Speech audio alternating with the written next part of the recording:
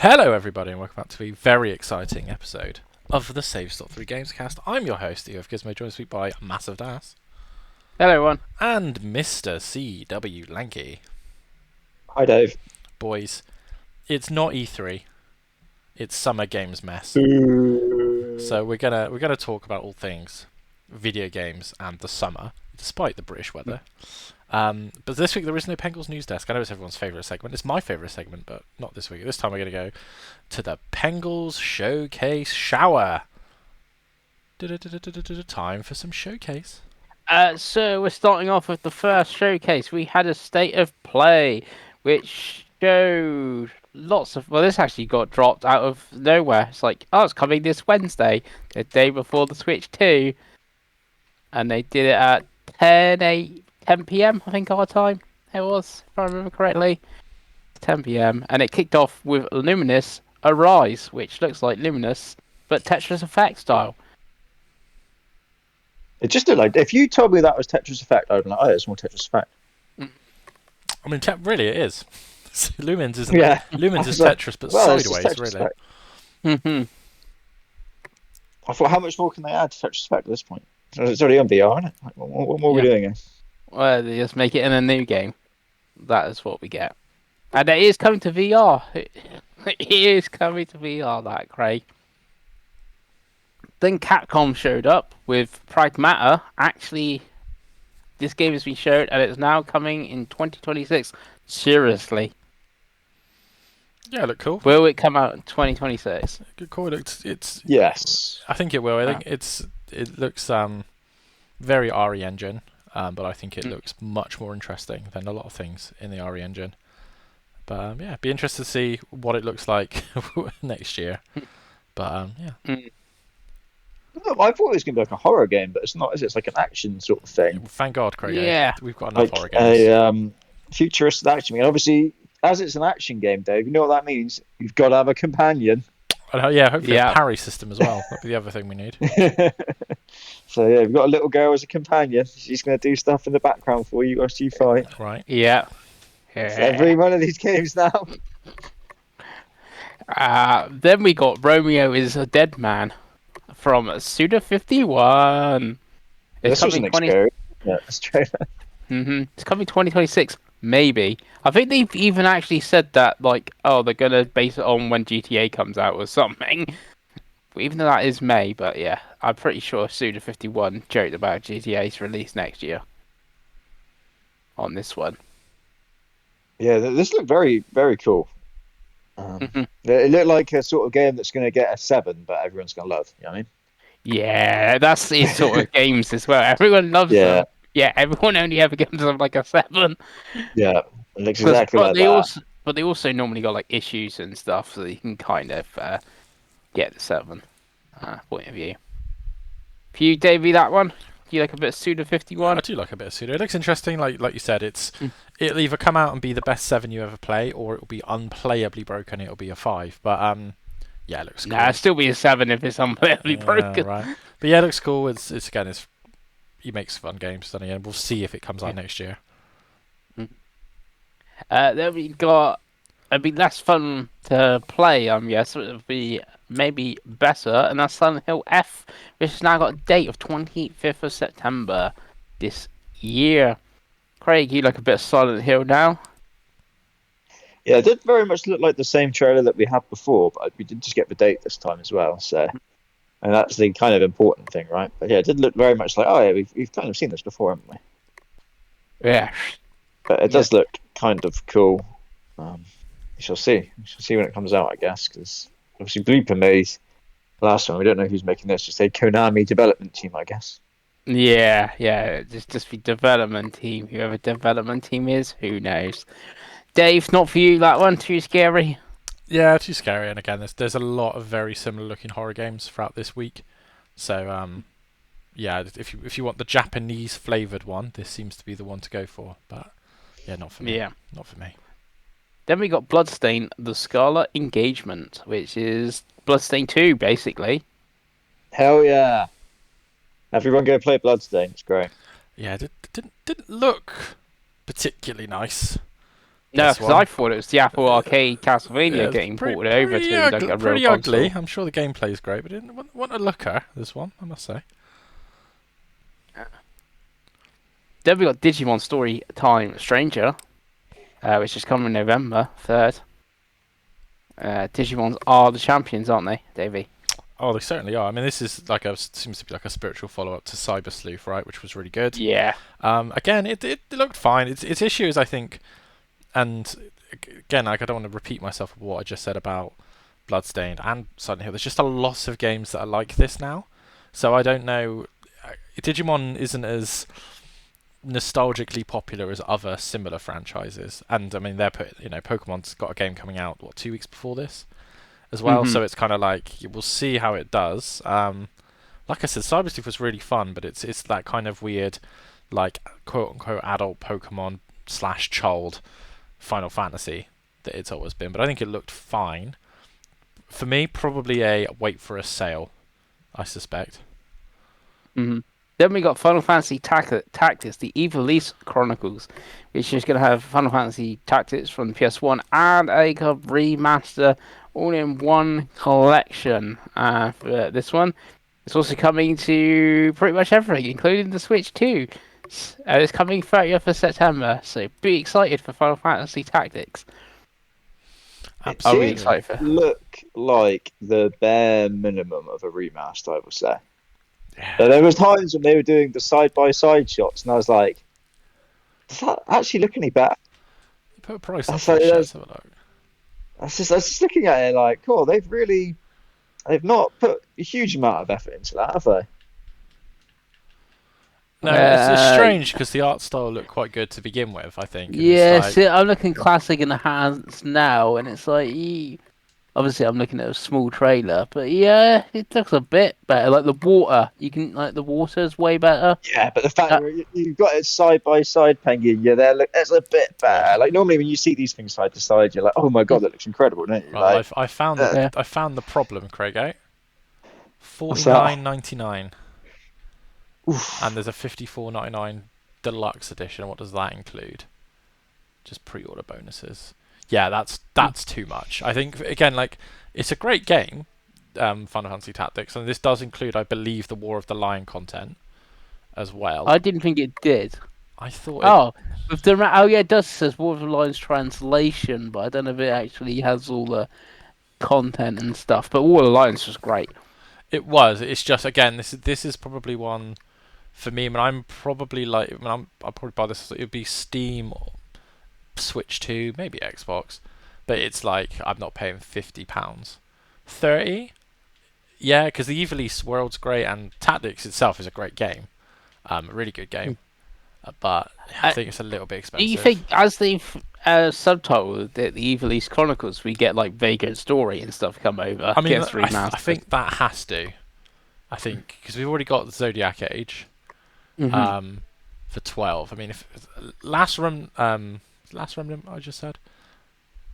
Yeah. No, it's Vagrant Story. Sorry, my brain's completely dead. Vagrant Story is for me would be one, but that would require such a bigger update. Yeah. It's kind of the last game they haven't really. I mean, that and Chrono Trigger, but even Chrono Trigger has a PC port. Yeah. So that would be cool. Yeah, I think I'd rather that. But then, like looking at it, like, I've got the Xbox Store right now, and they're charging £35 for World of Final Fantasy Maxima.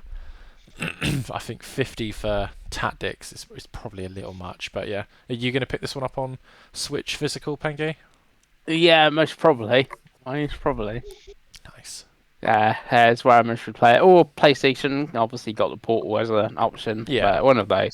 But I think it is more handheld-y type video game. And that's how I played it, obviously, originally on War of the Lions on PSP, so I always think of it as a handheld game. But if I played it on PS1, maybe differently. But yeah, I've always considered it as a portable title. Then we got Baby Steps, which is either going to be like the funniest, best game of this year, or it's going to be dumb and awful. And it's coming 8th of September, this one. Yeah, not for me. What about you, Craig? It desperately needs to be a plus game, I think. Yeah. Like, I'm not. It's a streamer game, isn't it? It's not for normal Yeah, people. it really is. Yeah.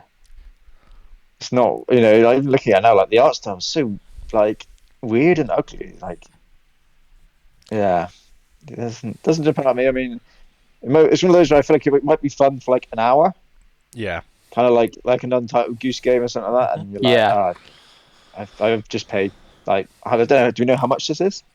I could look it up on Steam because I think it's already up there for pre-order. Yeah, I mean, if I've paid like 20 quid for this, if not more, then no. No, there is no price. There's a demo, but no price. You can add it to your wish list, Craig.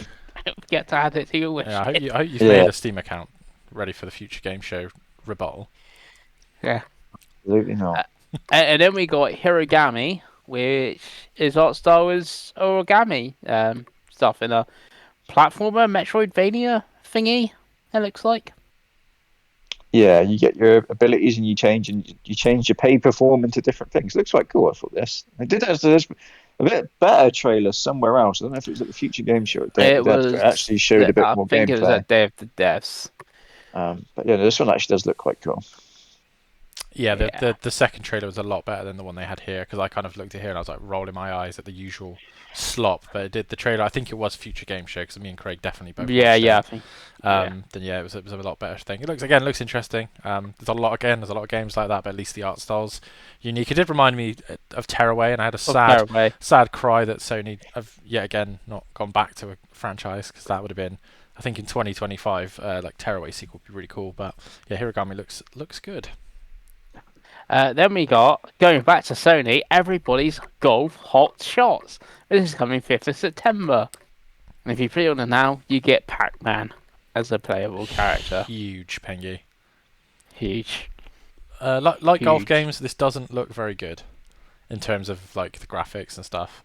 It's also Is this actually a new video game, or is this like? yeah, it's not Clap Hands, so it's No. some other team. So it's a new video game, but it looks like Yeah. it's been built But for I keep, Switch, and then they're it's just trying to yeah, up-res and it. and something like it's based on the Vita one or something, but it is a new game, so I guess they maybe based it on the Vita one because of the Switch, but then the PS4 and Switch power. I was thinking like the PS4, everybody golf, but yeah, but it's that everybody's golf is great. You're gonna pick it up, Pengi? Most probably because everybody's golf. Fair enough. Is anything is if it's just a download only, like Freedom Wars was, or if it actually does get a physical It's release? got a physical in Japan, and so does Patapon, because it was on Amazon Right, okay. when we bought the game that we bought. But yeah, Yeah. I'm pretty sure that they were both on Switch One versions were on Amazon Japan. Nice. I would actually get these because they haven't got Switch 2 versions. Get them on PlayStation. Then we get Ninja Gaiden Ragebound, which is coming 21st of July, so pretty soon. Well, actually, it says 21st in the thing, and then the trailer I think says 31st of July. Yeah. So it's coming July, people. Yeah. So yeah. From .emu, who love putting stuff out now. Yeah, they make about 20 of these sort of games at the moment, aren't they? Yeah. And they're all going to do well and review really well. Absolutely.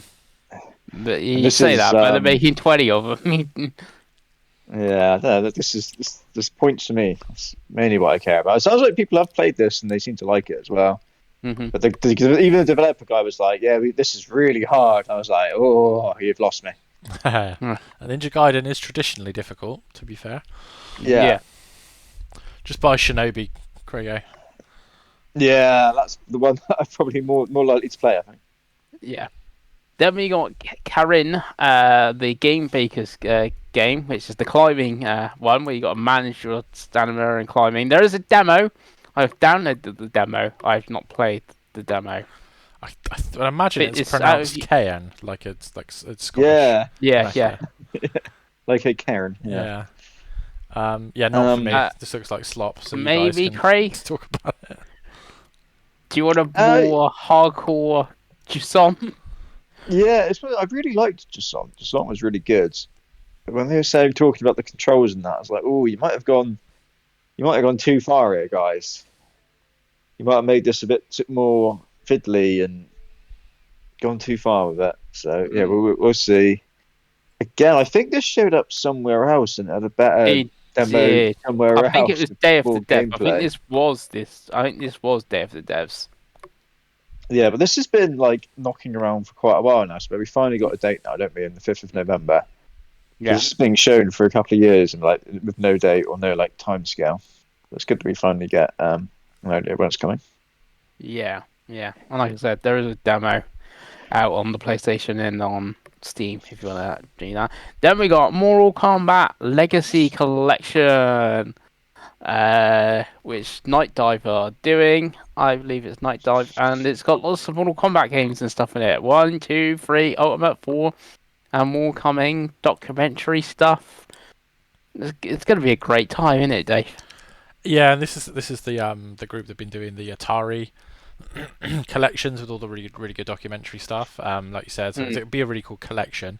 I hope they got some more modern games. I mean, if they've got like the PS2 games in there, that'd be really fun. Yeah, it's one of those. If there's a cool version of it somewhere that I can play, probably on Switch 2, I might pick it up because I do really like Mortal Kombat and having all of them in one place Digital and having clips, meant not digital Night Dive. But but having them all in one place and having like the documentary stuff, because I saw in the trailer there's like Ed Boon's there and Paul DePius and stuff, so I'm like, to have the behind the scenes of like how they made all the games. And I really like the Atari 50 collection that this group did. It was really good, a lot of detail. So, and I know they did the Jeff Minter collection as well. That's really popular. But yeah, this is a cool one. This is probably one of the better games in this show for me, and I am pretty tempted. That's me. I guess not for you, Craig. Oh, not a really Mortal Kombat fan. No interest. You skip me there. Yeah. You can just skip me, Pengi. You carry on. What do you think? It looks great, but after that, what a thrill it was to have Metal Gear Solid Delta Snake Eater. And it's teasing online mode from what I'm seeing here, Davey? Yeah, it appears to be, but again, I feel like that's something we've seen so many single player trailers. I feel like they should have spent more time on the online, because we know what Metal Gear Solid 3 is at this point. It's a pretty straight conversion, this, isn't it? So yeah, the multiplayer. Yeah, and we know what the monkey mode, Snake versus Monkey, which Metal Gear Missile, wasn't it that called back in the day? Mm-hmm. But yeah, it's Metal Gear Solid, isn't it? What about you, Pengi? What do you think? Yep, looks good. Excited for that in August. And there we go. And then that was followed by Neo 3, which is coming early 2026, and there's a demo out now. It was only up for 2 weeks. The demo has downloaded it. I've not played it yet. Craig, points on Fantasy Critic next year for one of us with Neo 3. Yeah, that's about as far as my interest goes with that one, Pengi. Some points, yeah, maybe. you could download the demo, give it a go. I'd rather, I'm by the window now, I'd rather just crawl out and fall, I think.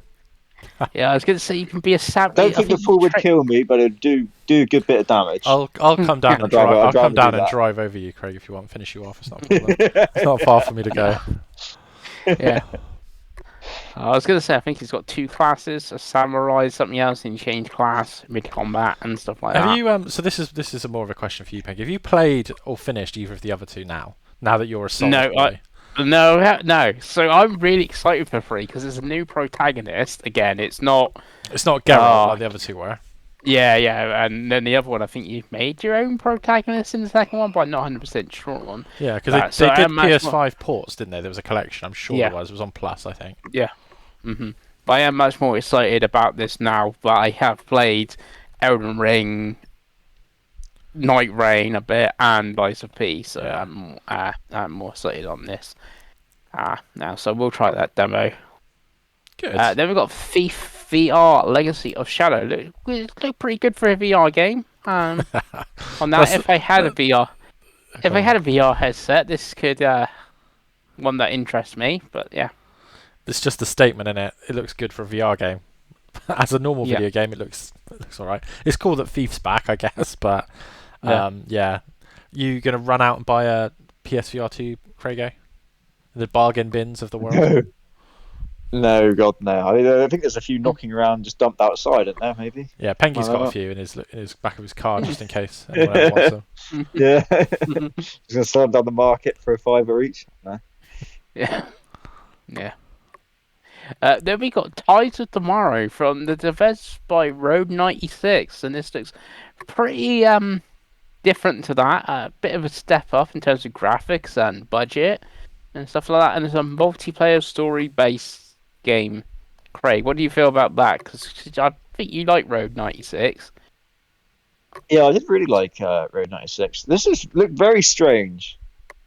Mm-hmm. So it's kind of a multiplayer game, but it wasn't. You're like you follow along with other people's playthroughs and see the like decisions that they've made and how they've done stuff, and then there's like actually you can see the consequences of these actions. They're very ambitious, and I was like, "Oof, Hmm. is this all going to work? Is this going to work well?" Well, we'll find out 24th of February. Yeah, yeah. It's an interesting concept. I'll give it that. We'll see if it actually all plays out nicely. What about you, Pengi? Because you like Road 96, right? Yeah, I like the look of this, and I like Did you the play it whole. on 5 frames per second on the original Switch? Because you were Yeah, I played it with being 5 frames. hard-headed and stubborn at the time. Someone should people Son are of Chris. replaying stuff No. Switch games on the Switch too. Someone actually should go back and see if that runs better on the Switch too. The Switch one, yeah. But yeah, I enjoyed that. I even played the second one, if you remember, on Switch, I believe. Yeah, I had an actual breakdown on this podcast because you were moaning about how bad the second one ran as well, and I was just like, "What are we doing, Pengles? What are we doing?" Yeah.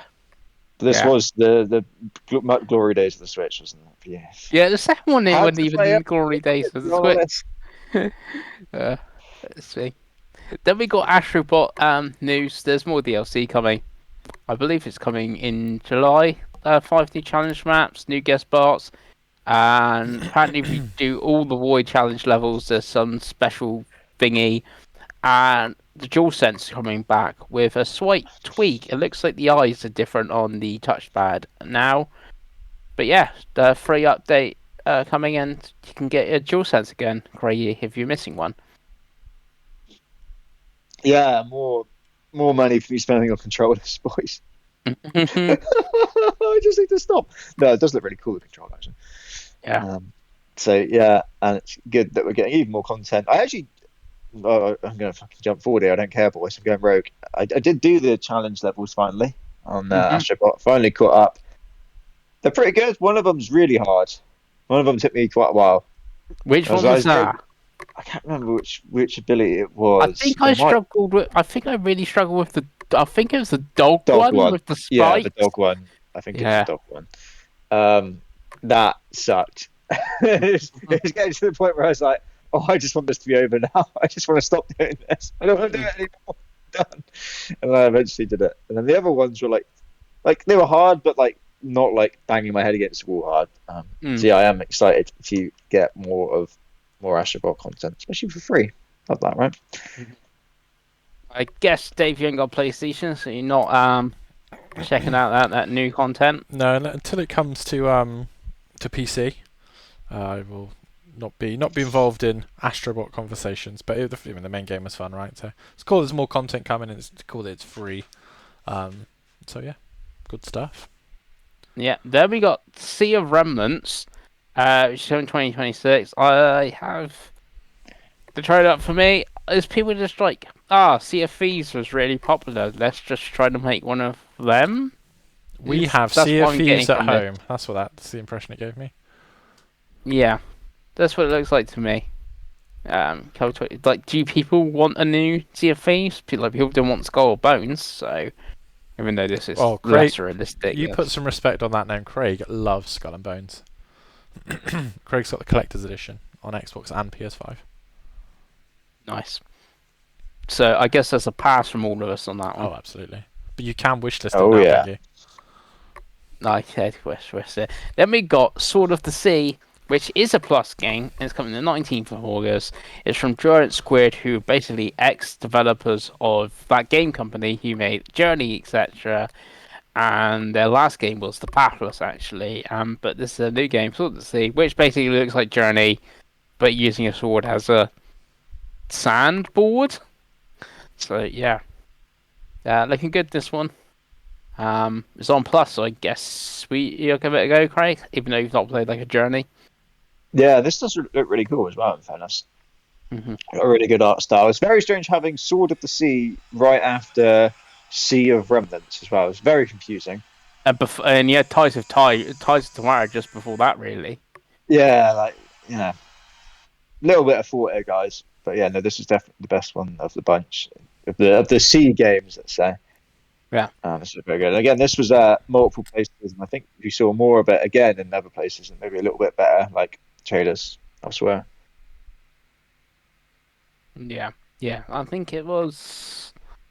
Was it a Day of the Dead or Wholesome Might Director? have been. One of Yeah. them. Yeah, it's one of them. It was that. So I think. Dave, anything for you? Because it is on PC, I believe, as well. So you could play it on the old deck. I don't know if that's to Dave. He's scared about playing indie.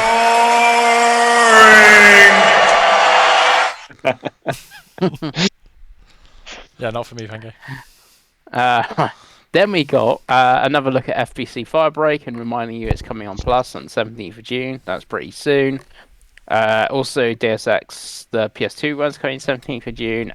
Twisted Metal 3 and 4, they're coming 15th of July. And Resident Evil 2 and 3 are coming this summer on the Classics catalogue.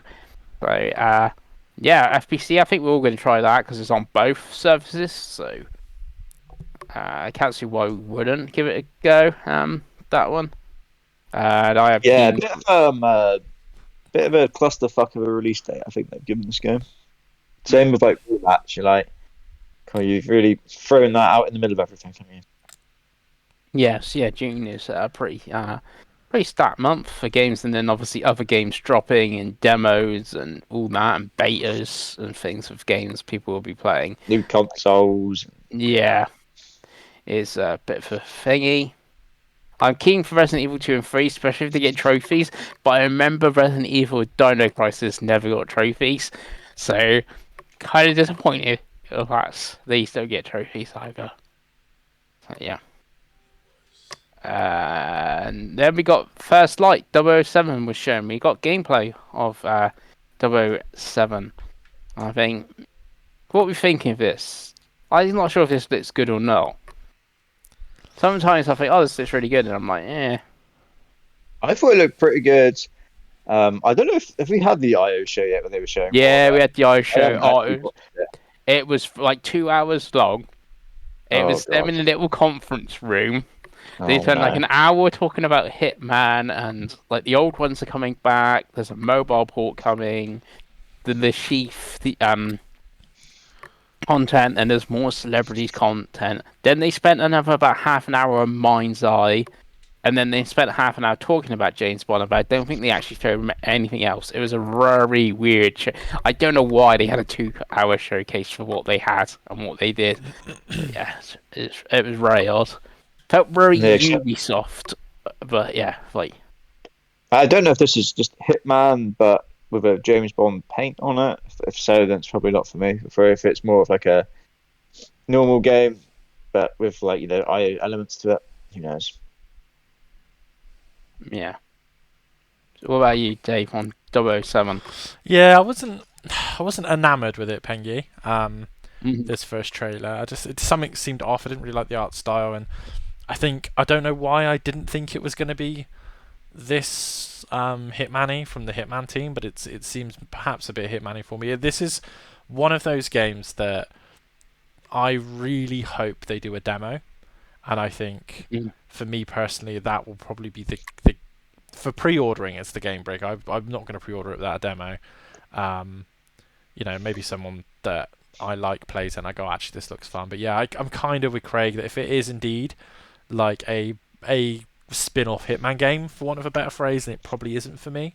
But I think there's enough promise there. It kind of reminds me of when Indiana Jones got showed originally, and we weren't really sure on the gameplay, and then obviously the game came out and it was really fun. So I'm kind of like, I will reserve judgment on it because I really like the James Bond IP.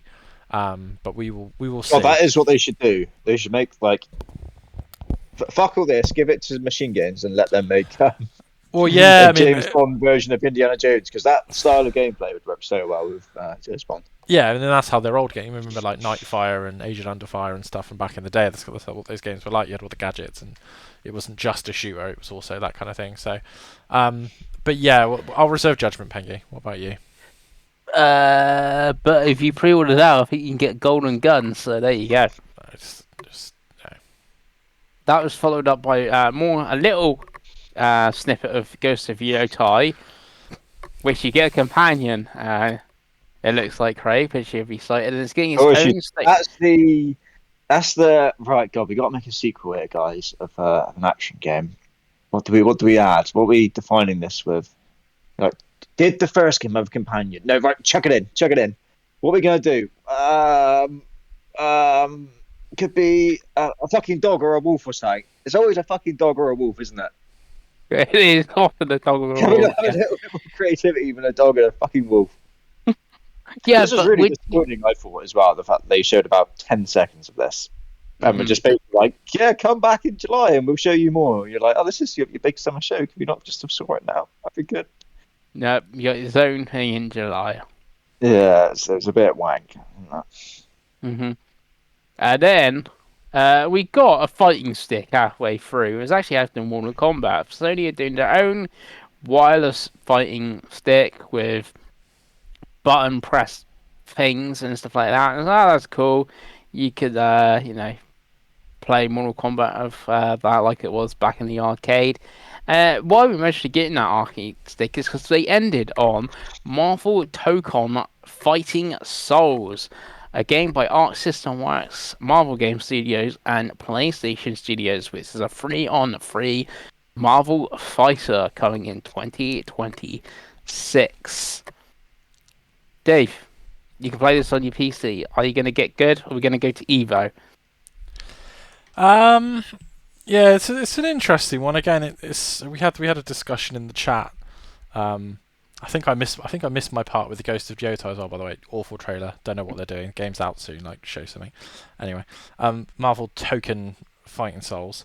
Yeah, it's difficult because I mean it's an Arc System Work game, and it looks like an Arc System Work game, and that's really good, right? They make good games, so that's fair enough. But I don't know. Is it just Dragon Ball Fighter Z but with a Marvel skin? Is that all the game is? That was pretty good, I think, that game. Yeah, but I mean, like, it's not. I don't know. I don't think it's as interesting as it seems. That's kind of my issue with it, and maybe it's the Marvel burnout, right? Maybe I'm not particularly, again, enamored with Marvel, but I think the game looked good. I like the art style. They clearly are putting a lot of effort into it because it was such a focus of this, and obviously with all their other live service stuff going up in flames, I think this kind of needs to be good. Again, it's the rollout of it. Is it going to be free to play? Is it going to be £40 but you can get skins? Is it going to be £30 and you buy characters? Like, that's kind of that's more of the questions I have about the longevity of the game, because fighting games go one or two ways: either stick around for a long time or they burn out really quickly, because fighting games, there's a lot of fight games, one out and one announced from big teams, isn't there? So it's kind of like, I'm tentatively interested. The smartest thing they could do is a free beta weekend, which they definitely will. They have to test cross-play servers and stuff, right? And then maybe play it and go, like you said, like, oh, this is good. And balancing, especially in a fighting game. Exactly, but yeah, and obviously they announced an arcade stick around clearly for this. I don't know why they didn't just announce that at the same time in the show as this, but yeah, I don't know. I'm not blown away like everyone else is, because it's not. I just don't think it's that special, really. But Craigo, what do you think? I thought it was, it's a cool announcement. It's not for me, obviously, fighting games. I have absolutely zero interest. But it looked flashy and cool, and people like flashy and cool fighting games, right? Yeah. And it is Arc, who people always seem to like their games as well. So this will be point next year on the old fantasy as well, won't it? Yeah. Just hope that's sort of 4-hour anime, isn't it, Craig? That's the story mode. No, I reckon I should have a proper story mode being Marvel and PlayStation, which be pretty good, because that's been like the standard now in Street Fighter and Mortal Kombat, and that and Grand Blue to have a story mode.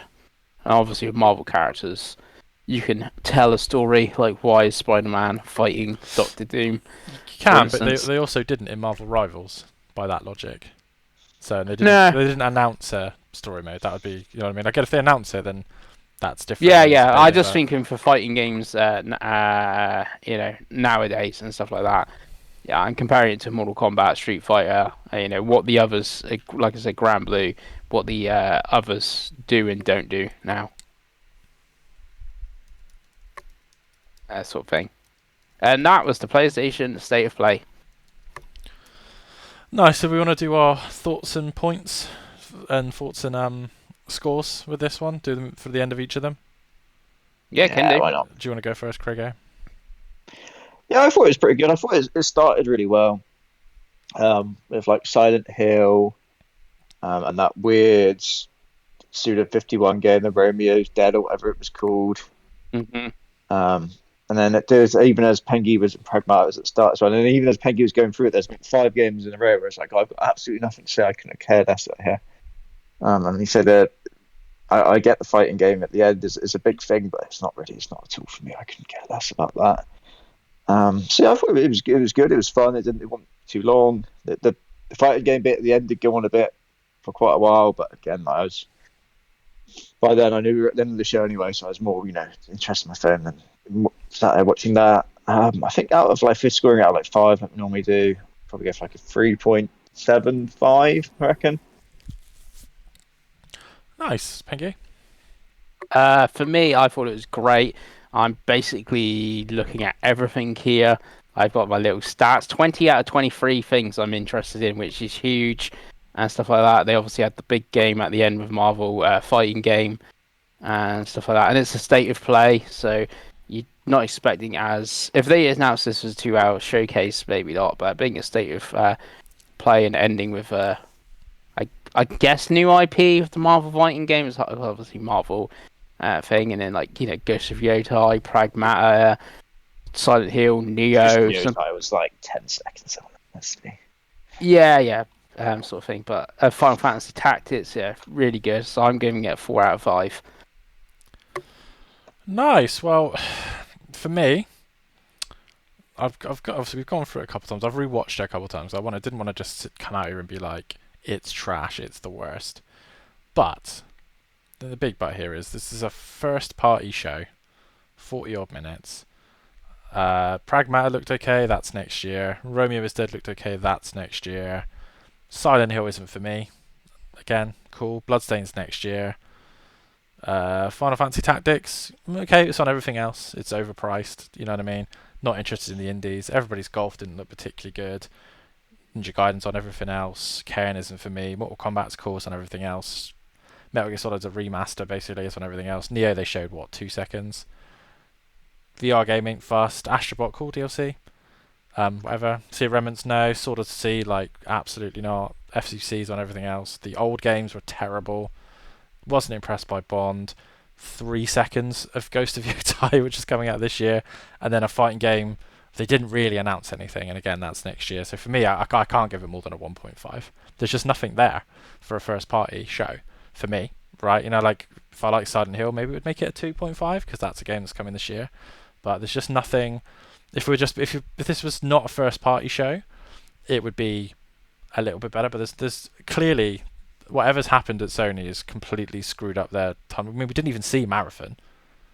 Right, that's announced. That's supposed to be coming fairly soon, right?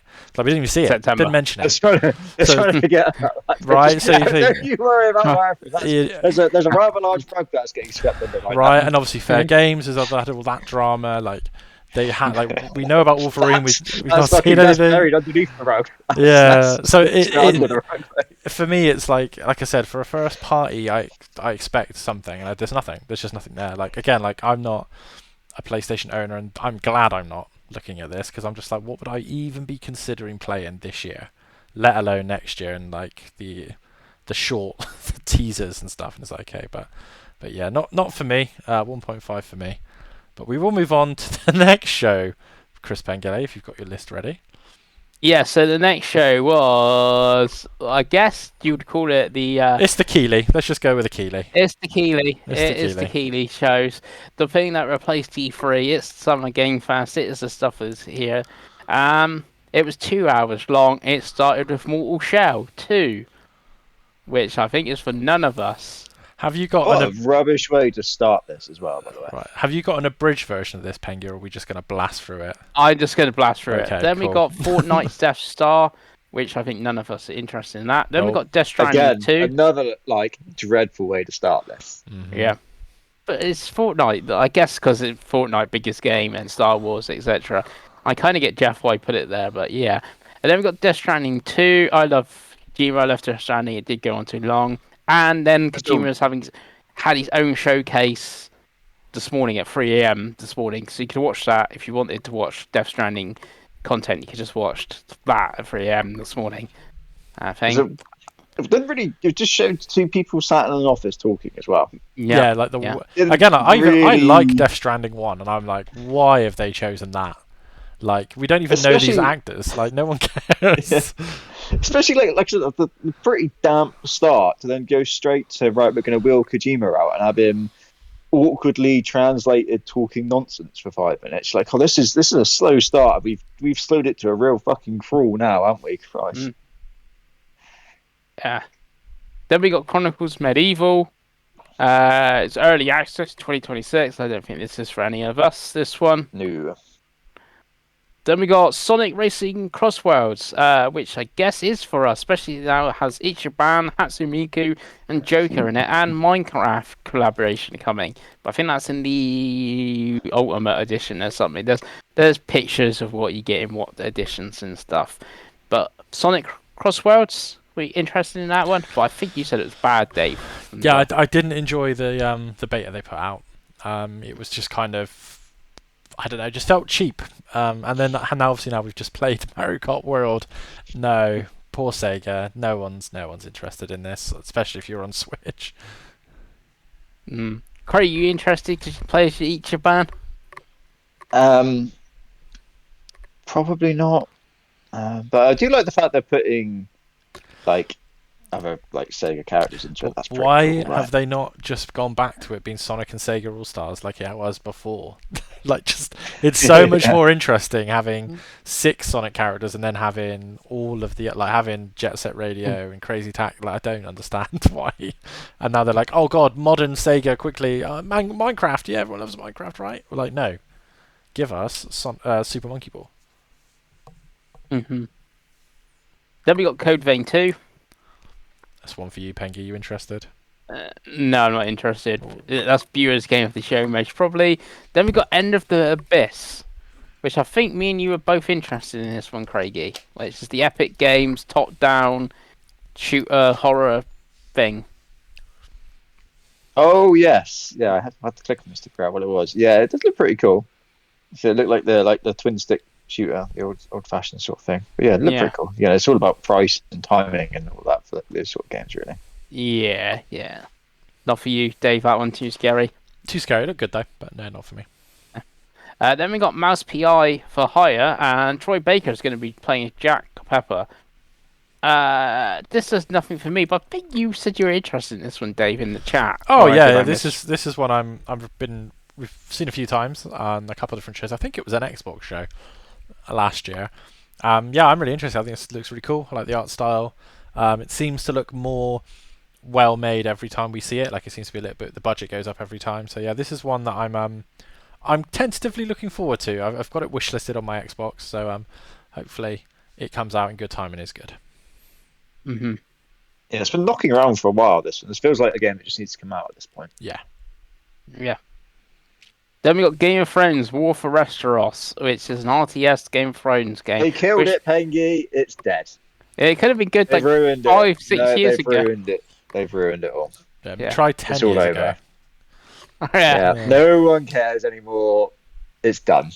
They Yeah. fucked it. Then we got Atomic Heart 2. Did not expect this game to get a sequel. I played the first one. It's okay. It's a 7. It's quite fun. Yeah. One of the best block picking mechanics I've ever seen in a game. had some very weird design. The linear parts were fantastic, and then the open world parts were, the open zone parts were just mind-bogglingly bad. But it's obviously done well enough to get a sequel, which is good. And not only that, we got a spin-off as well, The Cube, Atomic Yes. Universe. Don't know if this is going to do very well, but fair play for trying. They're casting their rod. Yeah. Then we got Marvel Cosmic Invasion, which I feel is .emu, but I want the trailer It to is. load. Pretty sure I think it is. Looks really good again. They did announce 2 new characters as well. I think it was Rocket and And She-Hulk. She-Hulk, yeah. Rocket looked really good. This game looks great. Very excited for this. I didn't ask you about Atomic Heart because I thought they'd pass on them, Dave. But what about Marvel? You on about Marvel? Or you zoned out like you are with the fighting game because it's Marvel? I mean, I'm less zoned out because this will probably be really, really, really good, and also like probably not full price, right? But yeah, I don't know. It's probably not for me. You got lots of options if you don't want Marvel. You got I don't. Teenage Mutant Ninja Turtles. I still haven't played yet, and obviously we got Shinobi. And, Shredder's Revenge is great. Yeah, This is the Shredder's Revenge team, isn't it? As well? yeah. Yeah, I think so. And then after that, we got On a Mission Where the Source, which is the 99th time this game has been shown. Yeah, I've already seen this way too many times. I zoned out as soon as the trailer started. Yeah, same. This could have been the best trailer in the world, and this game could be looked amazing. I'm sure it will be really good when it eventually comes out, but yeah, we've already seen this too many times. Capcom being Capcom. Yeah, Capcom being Capcom. Dave, is there anything for you, Capcom being Capcom? I'm looking Gonna be forward a I'm looking samurai? forward to the game, but I'm not fussed on seeing it now until we can play it. Mm-hmm. Then we got Felt That Boxing, where you're a puppet who's also a boxer. And This looks really cool. And it's, well, I was going to say live action, but they're puppets, but you know what I mean. Puppets are real. Yeah. There you go. Yeah. Isn't it like the Punch-Out games? No, it's Yeah. thing, basically. Yeah, it looked really cool. Yeah. It looked really great. Very unique sort of thing to come out, right? Yeah. Whether it takes that like looking cool and the novelty of it and actually turns that into like a good video game, be happy buying. Guess we'll find out. But What I can to you, Craig, you can wishlist it now on Steam. Excellent. I'm sure you can wishlist all of these on Steam. Thank you. Have you done that, Dave? Have you wishlist Felt That Boxing? Again, Yeah, I'd have to that. I'd have to see it properly, but yeah, it Mhm. looks interesting. Right. Then we got Killer In from Square Enix. Square Enix, who said, "Oh no, we're not going to do experimental games. We're just going to double down on our AAA IP that we know that sells and people love." So what did they do? They make I don't know what sort of, like a multiplayer deduction sort of game coming out where you're in a hotel. It's very Square Enix thing to do this. Does it do anything for either of you? No. I went for a Wii when this was being shown, and then I Yeah. came back and I was very confused because you two were going on about Square, and I was like, I must have missed Square's game. And I realised that no, Square's game was this weird like whodunit game, and I was like, oh, Square. Yeah. You silly fuckers, you. You're Yeah, just putting and- more money down the drain, aren't you, you little buggers? Yeah, and then they'd be like, So "Why have we tax write lost? off or something? Yeah, why have we lost all this money? You made that game, that's why." Dave, I guess nothing for you. You don't want realistic Among Us. No. No, move on, No. Pengi, move on. Do you want an extraction shooter? Art Raiders. No. No, October also, 30th. also move on. Keep going. Then we got June Awakening. No. Tell you what, It's stop you basically right out here. Move on. MMO. Let's keep going. now. Chrono Odyssey. It's one for you, so you go ahead. I don't think so. We'll move actually. on. Next I one. can't Then. even remember it. What was Then we going got- on? I don't know what it was.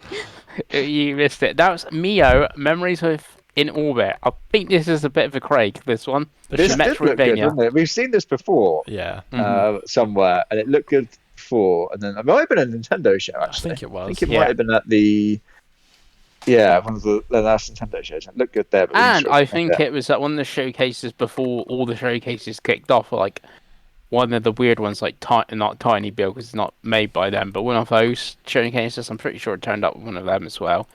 But Although yeah, I it can looks see pretty this good. getting lost in the mire of it all, because there's been a few like 2D like platform Metroidvanias. Like there's that bow Yeah, heel thing. Yeah.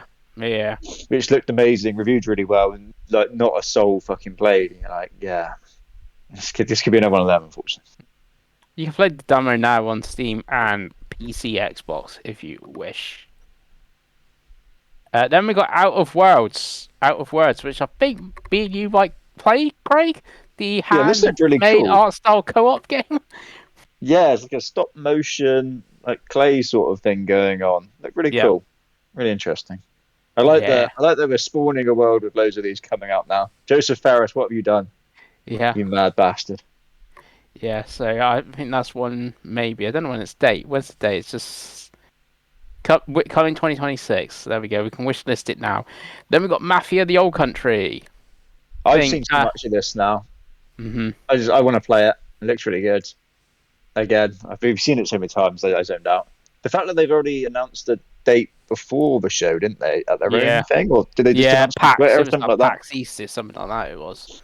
If this had been like the big trailer where they announced the date, then it might have been a bit more interesting. But again, I've seen this game loads of times. Yeah, I Every don't time I really see know it, I'm like, how oh, it this was a looks cool. world premiere because we already see, didn't know this date. Dave, I think this must be the first one of the like 5 games that interest you. Which one was it? Mafia: The Old Mafia. Country. Yeah, it looks great. We've just seen too much now, haven't we? Mm-hmm. But yeah, it looks great. Then we go back to maybe me and Craigie. Lego Voyagers, the co-op Lego game thing. Even though all the Lego games are Lad, co-op, you can take this away from Joseph Farris. This is a Captain Toad Treasure Tracker ripoff. Yeah, and it's Annapurna published this one, so God damn it. I didn't realise that. yeah, so you know it's gonna be good. And it's got friend Yeah. pass and stuff as well, so only one of you needs to buy it and that sort of thing. So yeah, pretty. Oh, he's a great man. Yeah. Once he started. Yeah, no, Yeah. this looked fantastic. Yeah. It's really good. Yeah. And then we got Nick Tones and the Dice of Destiny. Dave, you want to play a Nickelodeon RPG with SpongeBob? Probably 25 years ago, but unfortunately I'm old now. What are you? Yeah. The woman No, that came not out really. was terrifying as well. Absolutely terrifying. Yeah. So that was that. Then we got what I was excited for, what I was waiting for. Lies of P Overture. And it's out today, people. Out today.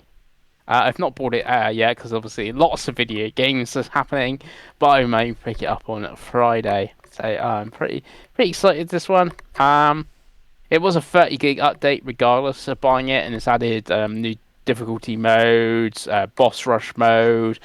You can redo other things, and and obviously there will be the DLC and stuff like that. So that's just for me. No one else cares about that. But then we got Fractured Blooms, which maybe Craig's got some interested in, the weird anime PC farming horror game.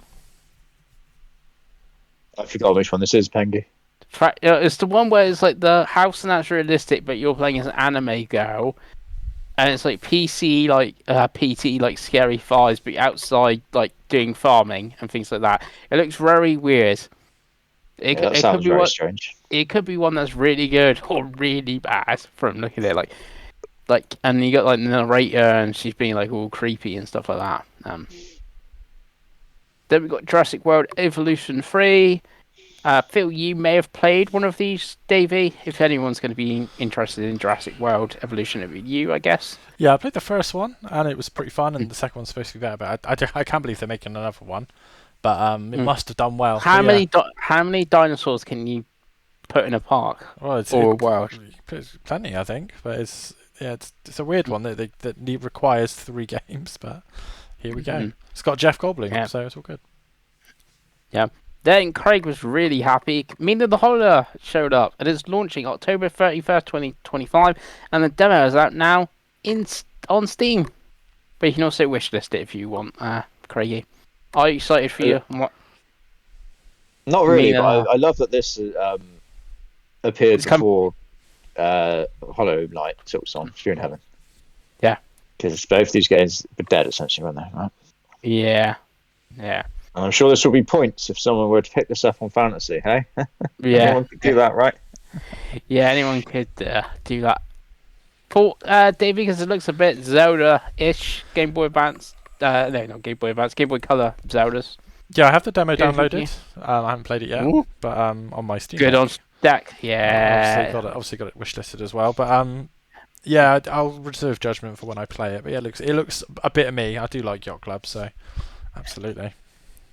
Then we got Deadpool VR, which I actually seen days before this on like VR gaming channels. Yeah, as a bit of a like, oh, that's been shown. That's not news. I've already seen that, but yeah, no one cares. Then we got Dying Light the Beast. Anyone for Dying Light the Beast coming August 2020? No, August 22nd, 2025. Sandwiched between like Metal Gear and Mafia. Yeah, not for me. It looks really cool every time they show it. It's just one of those. Is it more? It could be more of a bite-sized Dying Light Yeah, game, I think it which was might meant to be appeal to people. DLC, and now coming as like I say full game, but I'm guessing it's $39.99 or something like that. Yeah. So yeah, it might be quite a cool one if it's like you said, a smaller experience you can fit in between other things. But then you say other things, and like you just said, Mafia's coming up near it. Then I know which one I'd rather play. Yeah.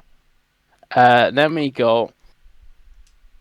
Up to this point, apart from like Lives of P, might have been my game of the show at the Summer Game Fest, and that was Mixtape. And then this was at Day of the Devs, and it had like 10-15 minutes to it. Looks way better. Craig, I know you're interested in Mixtape. Yeah, it looked really good again. Although I'm convinced this is pretty much the same trailer we saw at the Xbox show last year. They showed the soundtrack again and again. You're like, I'm sure you showed the soundtrack last year as well. And it looked really good. Yeah. Very interesting. I think people have played it as well, and they seemed excited about it. Yeah, I saw Greg Miller put out on his Instagram saying it was the best game he played at some Game Fest, and like I said, Day of the Devs had proper like actual gameplay showing you what you're doing and things. I reckon this is gonna be the best Life is Strange game since like Life is Strange. Yeah, true. Very true. But yeah, very cool. There's no date. They did reiterate again that it was coming this year though. So that's good. Yeah. Do nothing for you, Davey. That one. Absolutely not, Pengi. Annapurna, love Annapurna. No. Then we got Toa and the Guardians of the Secret Tree. I think is that path for everyone? Even though it looked quite nice art style wise. Yeah, I can't remember what that is. It's a roguelite, so even I'm not. No. Then we got Acts of Blood, aka Sifu at Home. Yeah. Is that what that was? Yeah, just like cheap, made by cheap one seafood. man. Yeah. Even in the trailer it was like, an animation by this guy, the soundtrack by this guy. It's like, this sounds like more than one man. Is what you say? Yeah, I see Jeff messed up on Expedition 33. Like he said, it was made by like 33 people, and obviously that's way more than that. So yeah, but that was that. Then we got, if you don't want Marvel Cosmic Invasion, baby, you got Scott Pilgrim EX coming. Yeah, it looks cool. I like Scott Pilgrim. It's a great film. It's a good comic book, and the Ubisoft game from years ago, I think 15 years old or something now, Pengi, was great. So it's cool to see more. Yes. Do anything I've never seen Scott Pilgrim, boys. Such a good film. You really should watch it. Yeah, the anime is really good on Netflix as well. Yeah. You need to watch both. I'm sure it'd be great. Yeah. So that is that. But it is a beat 'em up as well, isn't it? And we would have a beat 'em up, don't we? So I'll probably play. Then we got the launch trailer for Mind's Eye, which is literally out tomorrow. Is there actually reviews for it? Yeah, let's stick it open critic. I doubt it. Because they've paid off all of the games media. Yeah, there's no Rockstar. They paid them off. Yeah, there is no reviews for this game that's out literally tomorrow. Yeah, it's not look good, does it? Well, IO have been sold a turd here, haven't they? Yeah. Yeah, and like I said, they showed like half an hour of it in their showcase, and they showed Agent 47 as a crossover thing and all that. They're talking to IO. We got 007 and the Hitman crossover showing Le Chief is coming to Hitman, and they brought out Mads Mikkelsen on stage to talk about it as well. It's the second James Bond villain in that's had a crossover, Pengi. Can you name the first? I can't. Craig, can you name? the other Bond villain that's had a Hitman crossover? No. They I'm did. going to go the Man with the Golden Gun. No, they did a Sean Bean crossover a couple of years ago where you could kill Sean Bean in various different ways, and he, of course, is Alex Trevelyan from GoldenEye. For England, James? No, for me. No, for me. Yeah, so but none of us really care about Hitman. No! No. No. So there we go. Then we Or got Lego Lego Party. Party. So, Dave, you love a party game. Yeah, again, it's Mario Party at home, this one. But again, we're not really the target audience, us not being children. But if I was a child or had children, it looks fun enough. Yeah. Then we had Wild Gate, which I hear is Sea of Thieves in space. So if you want Sea of Thieves in space, that's your choice. Then we got one that might interest you by the developers. It's Drinkbox. It's Blighted. It said I don't really like the look of this, guys. What? I think They're it great. looks. Yeah, I thought Is it looked it good. like yeah, but it looks like is it a roguelike? I think it's a That was roguelike. If it's a roguelike, you've lost me. But the Yeah, art I think. style and the combat look good. And Drinkbox are bloody brilliant, aren't they? Yeah, I'm pretty sure it's a rogue something like one of those things. It doesn't Which say in always this trailer puts me it off. was, but No, you'd have to Google it, Dave. You Google that a second. Then we got Ill, which is the weird horror first-person. Of the Game. bold people Yeah, with and the that's like a freaky giant baby thing at the end. the whole gimmick was that you could like shoot their limbs off and stuff, right? it's just an action No. RPG. It is not roguelike. Well, okay, then I'm more interested. It's We're one more for the good interested. guys. Yeah. But Yes. it maybe looked kind of cool. I like the idea of like you shooting the limbs off and stuff like that. Yeah. But there's a lot of just damp, hairless male bodies walking towards you. Yeah, and the weird little babies and the giant one as well. Yeah. All right. Apparently, this has been blowing up on social media, but I've not really seen it, heard anything about it. So It's So, yeah. viral on TikTok. yeah. I guess that does nothing for you, Dave. Way too scary. Yeah, it looked a bit too AI created for me. The first of a few that's coming up. Then we got Mecha Break. Let's just move It's on. coming out Let's just July move on. 1st. Mecha Yeah. Break. Then we got Infinite Miss. Yeah. Infestimals. Yeah. Also looked Ants. AI as fuck. I got apparently excited because I thought this was what was the movie that everyone loved? Ants? No, not Ants. A Bug's Life? Like small soldiers. Small Something like that. Yeah, fuck Small me. Soldiers. Yeah. Small Soldiers. There was a PS1 That's game like- if you want to play Small Soldiers, the video game. That's what it almost like looked at like for a moment, and I was like, "Oh, it's not, is it?" No, it just looked like Unreal Engine The slop to Gorgonites? me, to be honest Was with it you. the Gorgonites? It was the Gorgonites. Yeah. Great film. Great film. Yeah. I see this summer has been in development since like 2015 or something. This game, but yeah. Then we got Street Fighter 6 Year 3 with Kenny Omega dressing up as all the Year 3 characters. So there you go. Poor Kenny. Yeah, cool, Kenny. Then we got Last Flag. I don't really know what that is. It's Team Fortress meets Deathloop, apparently. So there you go. Yeah. Nope. Dead on Yep. sight. Then we got one Craig's excited about Wu Chang Fallen Feathers. It's on That's Game another Pass. Souls-like. This was on Yeah. Game Pass, Pengi, so you can report back to us on this one. I could do that. Yeah, I very much could do that. I don't think I will be doing that. Why though. not? I don't It's know. on I Game just Pass. He's not allowed to like it, Dave. Oh, No, I just see. don't If like it was the- on Pass, he'd be there, but Game I just Pass. don't like. I don't Broken like games. don't like the. Dreadful. You don't like look at it. It looks exactly like every other Souls You only being made. like, right, you What say are it. you talking So that, yeah, but that looks like either like Chinese mythology and something. Do you Lies like, of P is Pinocchio and Black Myth stuff. Wukong? Not I've the one? only Yeah, done he the bought first that. chapter. I've only done the Yeah. first chapter. I've only done the first chapter. It's got a Game Pass subscription. They won't try this, Dave. No. Associated with Xbox. They're the enemy. Yeah, then we got Wu-Tang Rise of the Deceiver, which showed a little bit of gameplay. Yeah, Oh, a those- little bit. You don't tiny strike me sliver. as a Wu-Tang fan, Pengi, if I'm honest. Well, I remember the PS1 game and stuff like that, and I remember like these rappers and stuff in Def Jam, Vendetta, like Ghost Method Killer. Man and Redman, and Ghostface Killer and stuff like that. So got some interest. Let's move Wish on. that didn't. Wish list it now on Steam and Epic. Then we got Into the Well, Into the Unwell, which is a Pengi. bleak Unwell, which is a bleak third-person Roguelike, isn't it? roguelike. Yeah. Yeah. So we can move I got on. Cuphead. I got like 3D Cuphead for that. Then we got Splitgate 2, which is going to make first-person shooters great again. Yeah.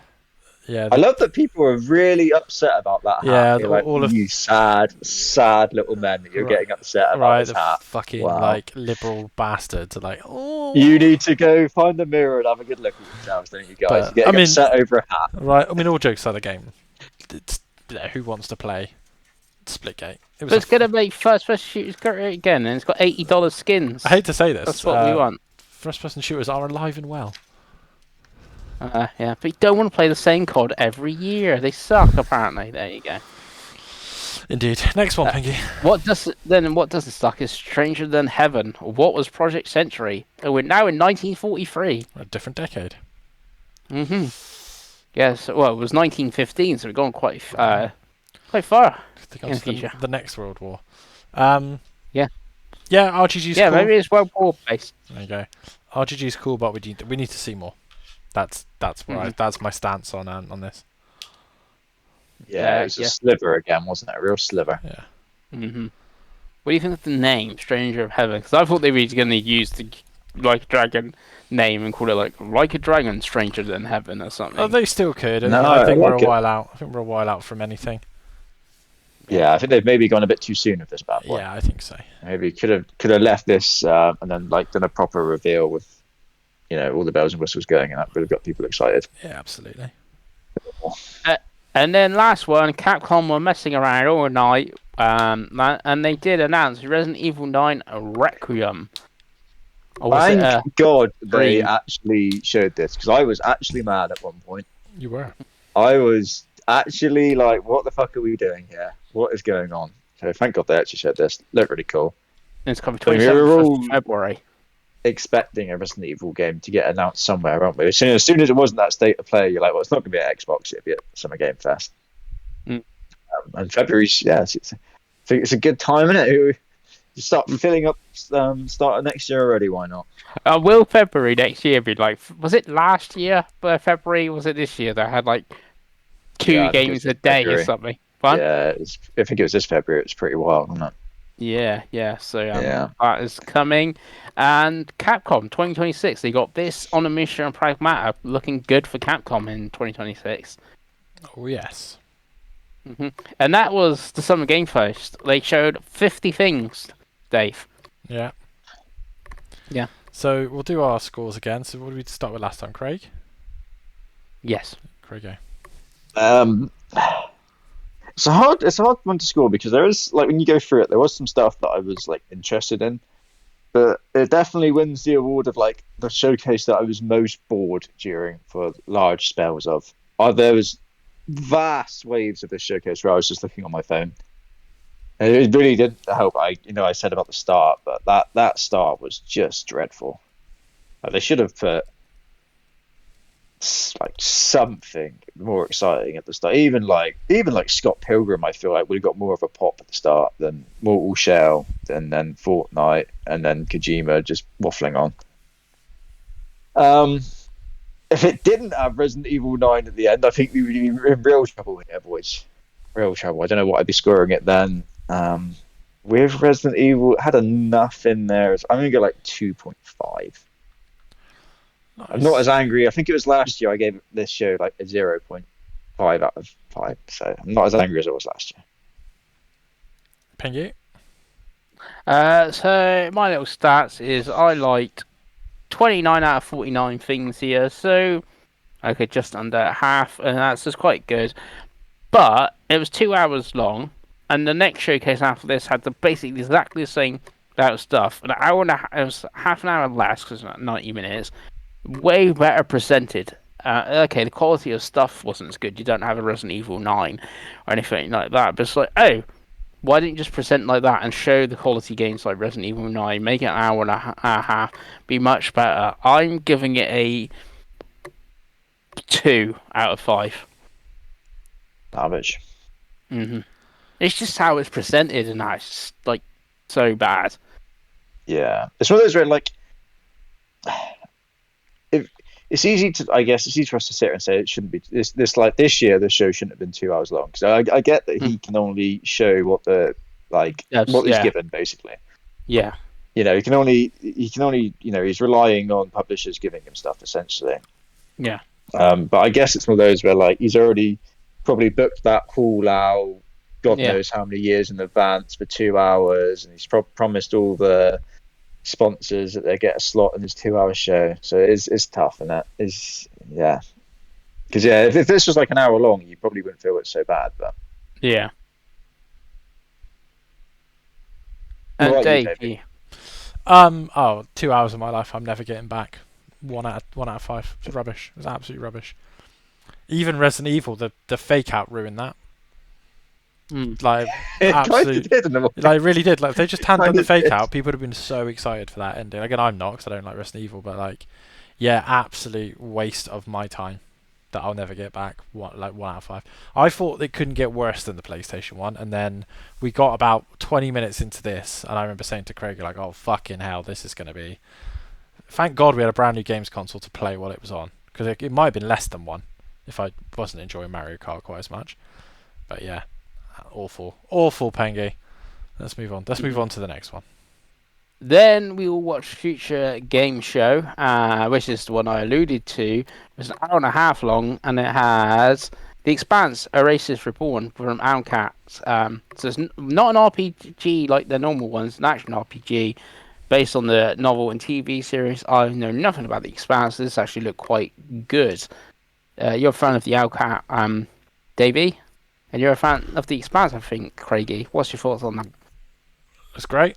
I thought this was really good. Owlcat, obviously the Rogue Trader and Pathfinder developers, so I was expecting a top-down turn-based RPG, but it looks like they've got a much bigger budget to make this RPG. I know there was a Telltale Expanse game that was supposed to be pretty good as well. I haven't actually watched any Expanse, and I really need to. That was definitely based on the show. This seems to be based on the book or whatever. But yeah, this looks really, really good. I was very impressed.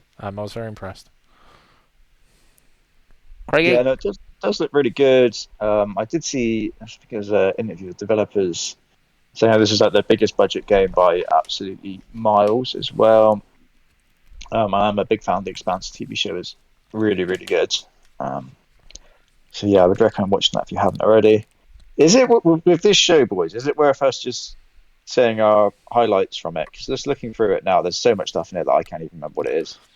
Yeah, I'm happy to do that. Yeah. We're already over. And then go through the Xbox One like properly, because So Echoes of the End was actually the next one, and one that interests me. It looks a bit like God of War at home, sort of thing. But Deep Silver is a fairly decent publisher and things like that. It could be a pretty good game.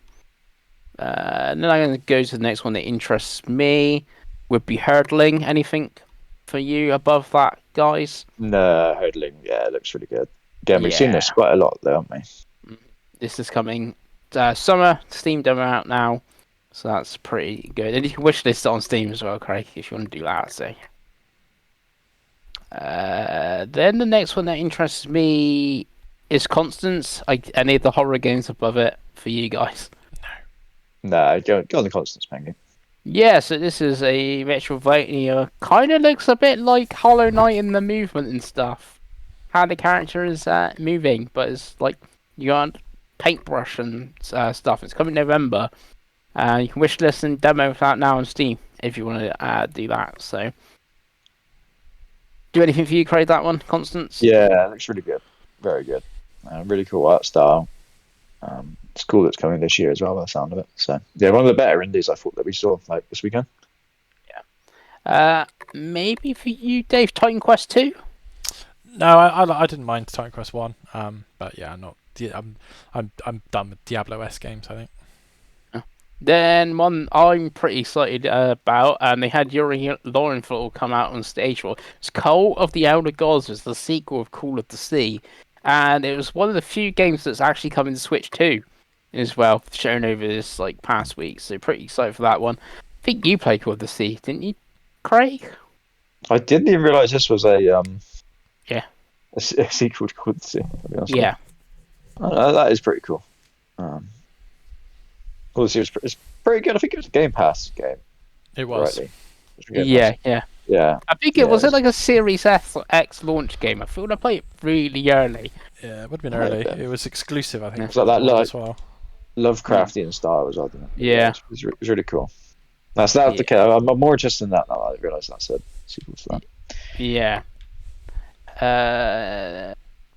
Then the next one that interested me is Hiragami is shown again. Any Yeah, of the which- others above it you interested in? Formula Legends is probably the one I'd skip to. Yeah, Oh, 'Cause yeah, that did look really cool. yeah. Yeah. That looked Formula like, Legends is definitely one for me.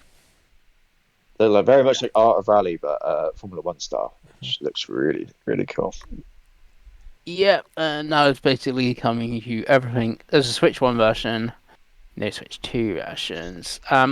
There's the montage. Phase Zero interests me a bit from the montage, which is the Resident Evil PS1 style game. But there is other ones of them that I have not played, so I don't really need another one of them sort of thing.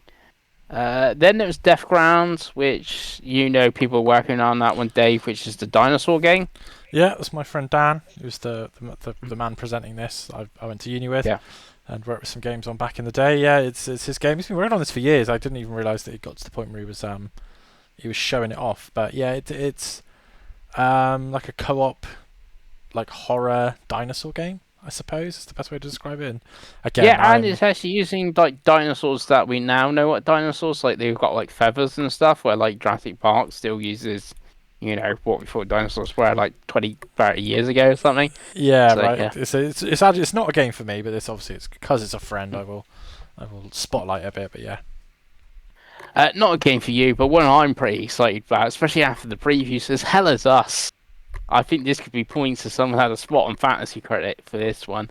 It looks very Kojima slash, like obviously Death Stranding, especially the character, how you look, slash a bit of a Souls game and stuff like that. Yeah, this one I'm excited for. See, it's not always. See, I like this one. That looks like that's a Souls game, guys. It's because it's not The on one with- Xbox Game Pass. We've established that that's the thing you hate. Well, the Kojima style that one. Fading Echo, and that had the voice cast and stuff like that. Did that do anything for anyone? No, the next one I'm interested in is Ratatan. So if there's anything before what you guys want, then go ahead. Directive 8020. I do like a supermassive game. Every so often, I did play Until Dawn this year, sort of thing. But they're normally a little bit cheaper and stuff like that. So you quite like them as well, don't you, Craig? The supermassive Yeah, game. we've seen this quite a few times, haven't we? This Yeah. Directive 8020. Yeah. Ground Zero, another PS1 style horror game. But Hella, I thought you liked look at that, Craig. This is with your brave little mice, isn't it? Yeah. Co-op mouse game. There you go. Joseph Yeah. Ferris again. Yeah, we're gonna be mice this time, Craig. Fantastic. Yeah, Moss was great. Well, we didn't play as a mouse. You control the mouse in like God View on VR. But yeah, that might be good. Luto looked good. That was a horror game that weirdly gives me, and again, PT and Sunhill for the Room vibes because it looks like it's in one room looping around. Stuff like that. Horror game, maybe too scary. Dave. And then Ratatan was the next one I think would interest us, which is out July on early access. You gonna early access it, Dave, on your Steam Deck, or are you gonna wait for the 1.0? I think I'll wait for the 1.0 just because there's a lot coming out. But I really like the look of this. I like Patapon, and this just looks like a more modern, like bigger budget one almost. So I think it's cool. I like the art style a lot, and I like the style of game. So it probably will be a Steam Deck or Switch 2 game because I think handheld with headphones in is kind of the way to go. But I think it looks really cool. Yeah. Then we got Mafia again in this for reasons. Yeah, still looks good. Yeah. Then we got Tenet Spa. That's kind of interesting, where you're like flipping between like your ancestors and stuff and like that. So you like in modern day, and then you're going back to like a Viking, and then you can bring them in the modern day, and then use their axe in like a fight and stuff like that. Kind of interesting premise on that. Then we got Chris's Soul, Theatre of Idols, the Bioshock horror game by Blumhouse. You must remember this one, Craig, because I think you even said in chat, this looks like Bioshock. Yeah, that did look very Bioshocky. But yeah, these trailers do kind of spin into each other at some point. Yeah, especially the horror titles and stuff like that. And we finished on the horror title. Ritual Ties was the last game that they showed. Very odd game to end on. Yeah, that was their last game that finished, and that was the Future Game Show, hosted by Laura Bailey and Matt Mercer. Thoughts on that one? I guess go to Craig was scores first, wasn't he? Yeah, these future game shows tend to be about this sort of standard. Like I said before, when they're like on their own in the middle of nowhere, they're like normally just quite fun. And this is obviously in the middle of everything, so it's a bit of a tough ask for it, I felt. But you kind of go into it with much lower expectations than like the big Jeff show, and it was much better presented than the Jeff show as well. So I'm gonna go like straight down the middle again, 2.5. Then I was scoring next. Yeah, so this has got less than Jeff. So Jeff had 20 out of 49 games we're interested in. This had 18 and 47, so it's really the same. Really, two difference either way. So in theory, it's the worst of the shows for me, but this is way better presented than Jeff's. You know they're going to get like the scraps. Jeff's going to get the Resident Evil 9s and stuff. Hence why they're finishing on Ritual Tides, and it's like half an hour less. So I'm going to give it a 2.5. I think. Nice. Yeah, I quite liked it. I thought it was, for someone who's not massively keen on indie games, I thought it was really well paced. I thought it started really well. I think both the games at the beginning were really interesting. And for me, there was lots of games throughout that I would absolutely give it a go, whether it's on Game Pass or if it's in a sale. So I think I'm a bit more positive than you guys. I think for me, this is a 3. I think it was well presented. I didn't really have any issues with anything that they showed, but I thought it was good. I thought it was a pleasant surprise to me when I watched it. I was like, oh, actually, this has got some really good stuff. So, yeah, other than the constant Steam wishlisting stuff, I think it was pretty good. I was pretty happy with it. Just start the show and say wishlist all these games. Say after every single video game. You know what I mean, right. We get it. We know it's important for the devs. Yeah, it's important for the devs. It is, Craig. It is important for the devs. It is. So they know you want Ratatan, or they don't know you want Ratatan, see, by wishlisting it. Well, they're making it either way, aren't they? So, Yeah, I guess for the smaller indies, I guess they're having a wish list is useful. Yeah. And then we finished off, we didn't, because there was more stuff, and there's still more to come, but basically we finished off with Xbox. Hell yeah. So, Pengi, let's go through this Xbox show. So they started with Outer Worlds 2, which was the official gameplay trailer is what we had. And that is coming October 29th. And October is already looking very stacked. It feels like everyone was expecting GTA to come out in like October. Now October is free. Everyone else is coming in October. Island boys. Right. Yeah. The water's warm. That's what it feels like. So... And obviously this had its own direct afterwards sort of thing. I think we're all pretty looking forward to Outer Worlds 2 here. Yeah. It'd be correct. Yeah. The direct afterwards as well was really good. You can have bad knees. Bad knees, the folk stuff. Well, Dave's gonna have bad knees. Like make himself and give himself bad knees. Give himself one bad knee. But yeah, it looks great. It looks like a good evolution from the first game. Again, it looks like it's got a better budget.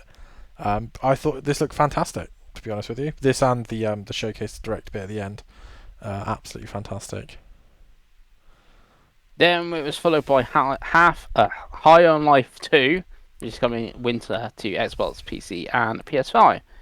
And that one, I never played the first one. This looks this doesn't look like gameplay to me. What they're showing, sort of thing. Just do anything for you guys? Did you play the first one?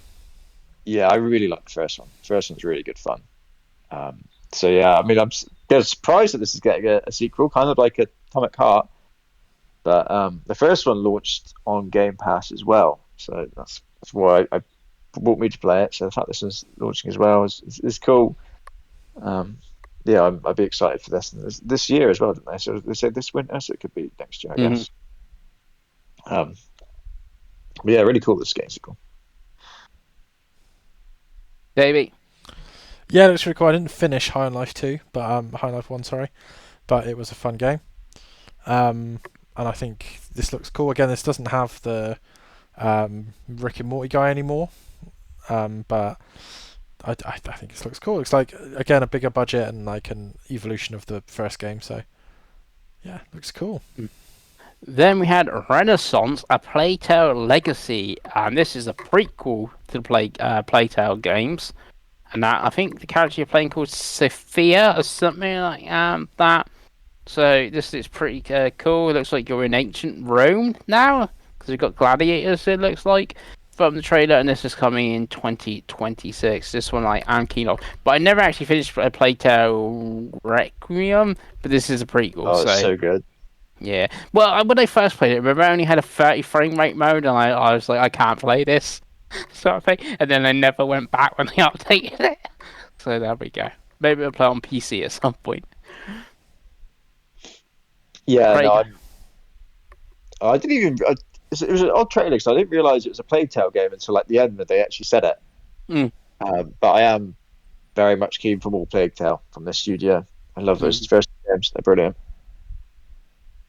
And again, the second one, the first one was on Game Pass. I don't think it launched. The second one launched on Game Pass. I think this is launched on Game Pass as well, right? So Yeah. it's cool to have another series, which is like just seems to be a Game Pass staple at this point. Yeah. Dave, anything to you? You want to go to ancient Rome? I thought it was a really cool trailer, to be fair. Like, and again, the Plague Tale's a funny one. I've never got round to really playing it. It always looks really fun and really good, so I should really get on that. But yeah, this looks really, really impressive. Again, I was watching like, oh, cool. I don't know what this is, but I like the vibes. I like that style of game. So yeah, again, more good stuff, right? Then we had the ROG Xbox Ally and the ROG Xbox Ally X shown. So the X has this, I think they've actually put this wrong. Yeah, I think it's 2Z Extreme and 24 gigs of RAM, and where the other one's got a 16 gig of RAM. People have gone hands on them. Dave, PC handhelds, they're here. Yeah, we got another one. We got one from Asus here, which was basically replacing mine. Because I got the Z1, this has got the Z2 chip, and the leaked rumor prices are what mine and the Ally X sort of were priced at. Yeah, and similar storage, etc. Yeah, so I went and watched Xbox themselves did a like 10-minute deep dive that they put up today. I've watched that, and I've watched a couple tech YouTubers go through it. It's very impressive, very, very impressive. So basically, the key point is we talked about this I think it was last week or the week before, and we nailed it. It's all about the operating system. So this Xbox version of Windows, basically when it's in Xbox mode, uses 2 gigs less RAM than Windows does, which effectively means that for the context of your ROG Ally, if that OS is put out and you can download it on your ROG Ally, they are bringing an update next year apparently for it. So it will make. I think next year. Yeah. So because this is coming holiday, so yeah, next year would make sense. Yeah. So it will make your ROG Ally about 20% more powerful with 20% more battery, just by having a better OS. So I think that's really important. I think the OS itself looks really cool. I think the tech looks really impressive. It looks very powerful, to be honest with you. Like 24 gigs of memory and a Z2 Extreme is incredibly. It's closer to a Series X than it is to a Series S, especially for 1080p gaming. I think will be quite ridiculous on it, but it's cool. Looks like you get all your libraries in one place. They obviously teased Silksong. I said that Silksong will be a launch game for it on Game Pass. which is obviously huge. They're targeting this year, but I think I don't believe that bit. I remember when they said all these games are coming in the next 12 months. It's been 12 years since then. yeah, I mean tying it to physical hardware, you'd think, right? But Yeah. but yeah, I think to paraphrase a Star Wars quote, I mean, begun the portable wars have. So you kind of, Switch. It's no coincidence that the Steam OS came out 2 weeks ago, the Switch 2 came out 4 days ago, and now we're getting big Windows update for the ROG Ally, and it makes sense why their in-house one was gone, because this is borderline in-house anyway from the documentary that they put up. So yeah, very impressive. In terms of whether I'll buy one, we'll see. I think if I was going to get one, it would basically be to replace the Steam Deck. Obviously, this has Steam, so there's no point having both. So that could probably subsidize it a bit, but it's still quite expensive for what it is. But yeah, it's cool. It's a cool sort of era that we're entering into. I do hope that the rumored Sony one gets announced too as well, just because I'd be interested to see what the PlayStation take on a PC handheld is. Would it just be closed off, or would they be forced to make a PC version as well? So yeah, what do you think, Craigo?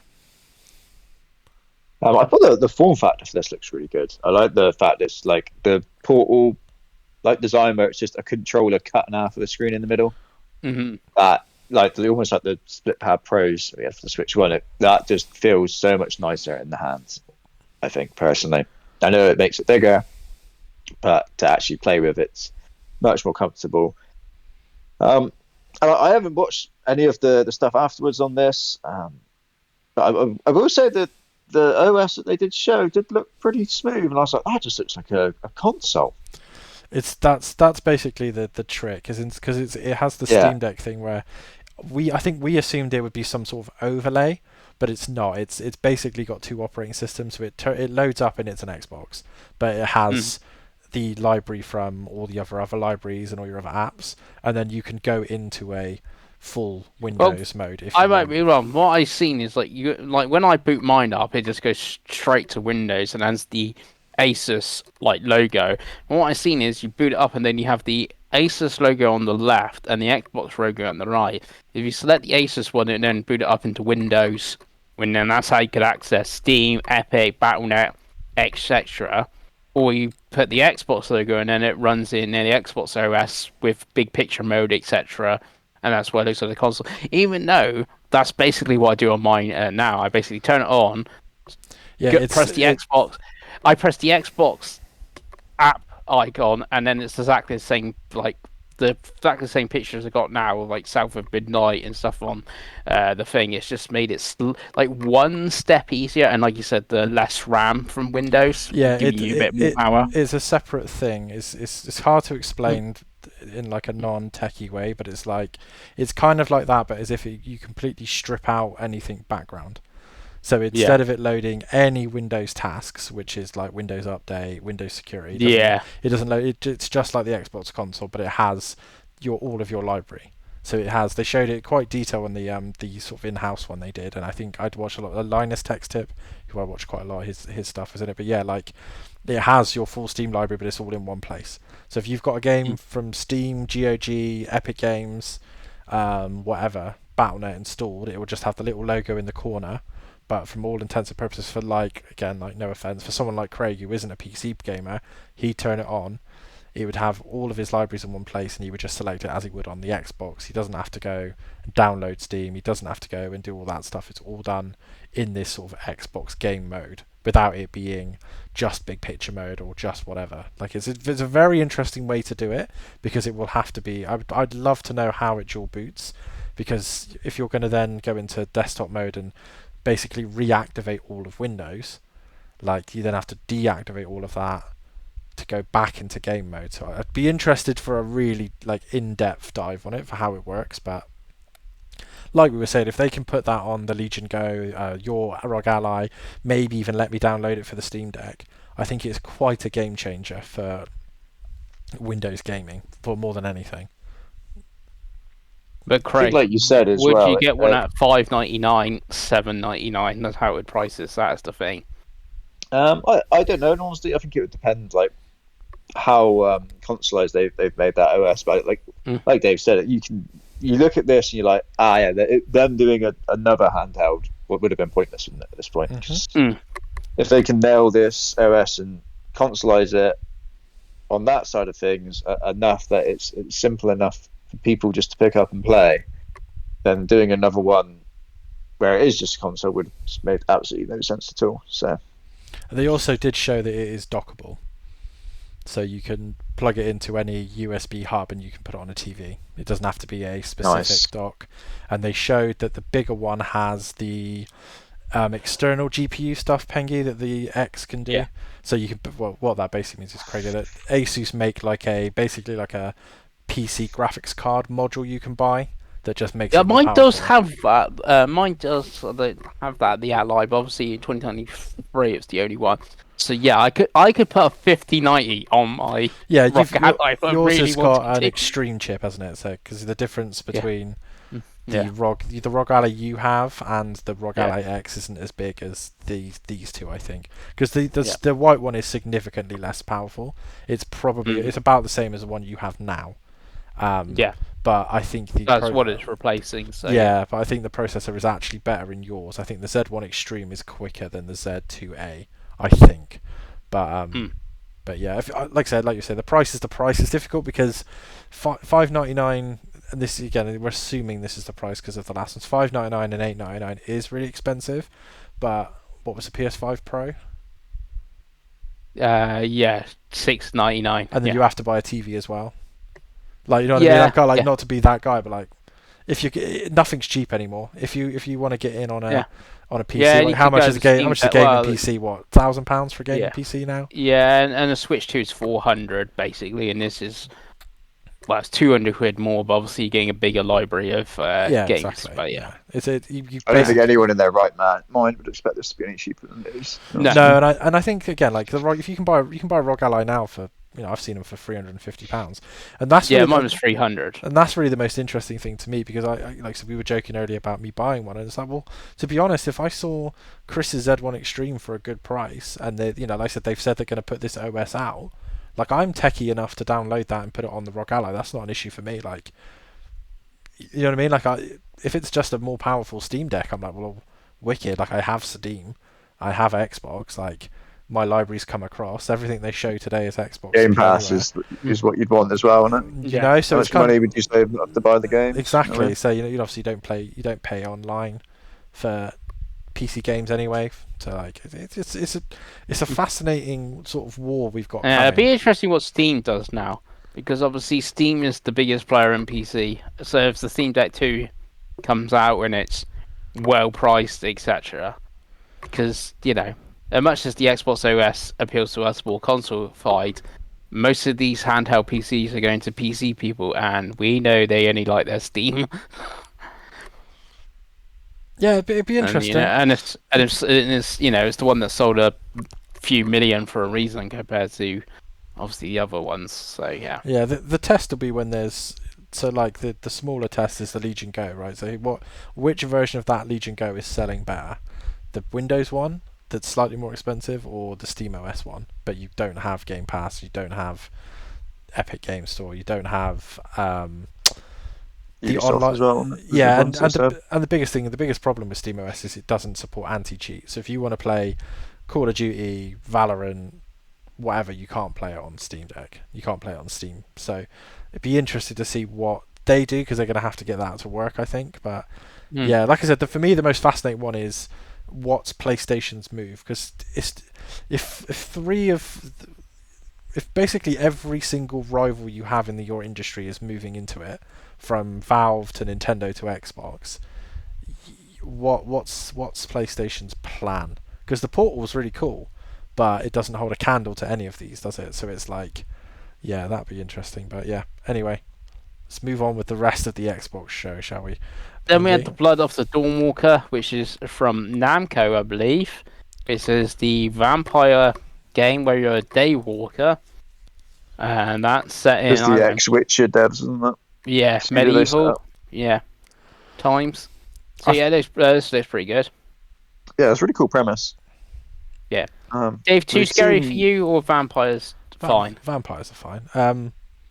Yeah, I thought this looked good. I think you can see the pedigree. You can see The Witcher 3, can't you? But yeah, again, it's another good-looking third-person action game on this show, really, which is they've come out swinging with it, really. Then we got Super Meat Boy 3D, which is coming 2026. Hell, Not expecting yes. this, boys. No, what a sick announcement! This looked really, really good. Really, really, really good. I know it's going to be hard as all dicks, but yeah, this is one for me. The Soul 3D platform. Was this one also Game Pass? I couldn't really tell. But Yeah, this I one is think it Game was. Pass. Yeah. Yeah, absolutely massive to have it on Game Pass. So yeah, can't wait for next year. I feel Then like this we is going to got- be points on fantasy as well. Would be Yeah, perfect for a most ROG probably. Ally X as well, Craig. I will say. Yeah. Then we got Ninja Gaiden 4, which I think already might have been dated. I'm not sure, but it's 21st of October. No, Another I don't October think game. It was. But I think yeah, it was just end of this year. But yeah, October again. And on Game Pass. Yeah. Yep. Yeah. That is. That Looked one. really good again, in fairness. Yeah. I didn't get around to playing my Ninja Gaiden 2. That I haven't played yet. There's too many games, isn't there? Then we got Indiana Jones and the Great Circle, The Order of Giants, the DLC, which is coming 4th of September. I think you've not played it at all, Davey, really. But Craig, you going back to indie, or is just too many games for you to go back to DLC like this? No, I think I'll definitely go back at some point. I can't remember. Was it September, wasn't it? September 4th. Yeah. I don't think the DLC was included in Game Pass. I'm guessing you've got to buy the DLC. Yeah, No, you gotta it's the buy it. deluxe bundle. Yeah. Yeah, Yeah. which is fine in fairness. Like that's you've already got the game, so that's okay. But yeah, if it's well priced and it comes out and looks good and reviews well, then I'll definitely be jumping back in because Indie was very good last year. Yeah, in the deluxe upgrade, how much is the upgrade? So that's what you need. I can't spell. I think it's like 30 quid, isn't it? Pretty sure it'll be discounted with Game Pass. I can look. Yeah, I have it's my Xbox 30 on, so I can just. It's 30. I got it in dollars. It's $34.99, but obviously there could be the Game Pass discount at the time. There we got Game Freak's new game. Very different looking to Pokemon. There is monsters though. It's Beast of Reincarnation. I was so confused because you boys put Game Freak in the chat, and I was like, I'd heard that name before, but I couldn't remember like what Game Freak did, and I googled it. And I was like, this is the Pokemon devs Mm-hmm. making a video game that isn't running at 5 frames per second. Yeah. What's going on? What's happening in the world? Yeah. It looked good, Yeah. and again, coming to Game Pass. It did look really good.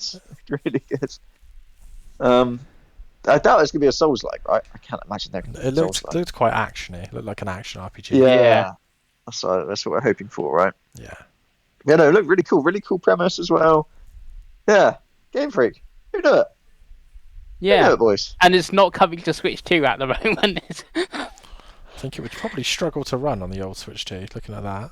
I don't know. They can lower the settings. It's got to run on a ROG Ally, Yeah, I and guess. it. So, you know. I mean, the next yeah. Pokemon game is gonna look like this, right, boys? Yeah. Yeah, I very much doubt that. Then we got Clockwork Revolution, which is coming in due time. Which I think is what they said last time as well. Or they think Yeah. they said they're coming when it's ready or something like that. They put some sort of like little quirk on it. It's a long demo they gave us, boys. They showed a lot of this. Mm. And it looked really cool.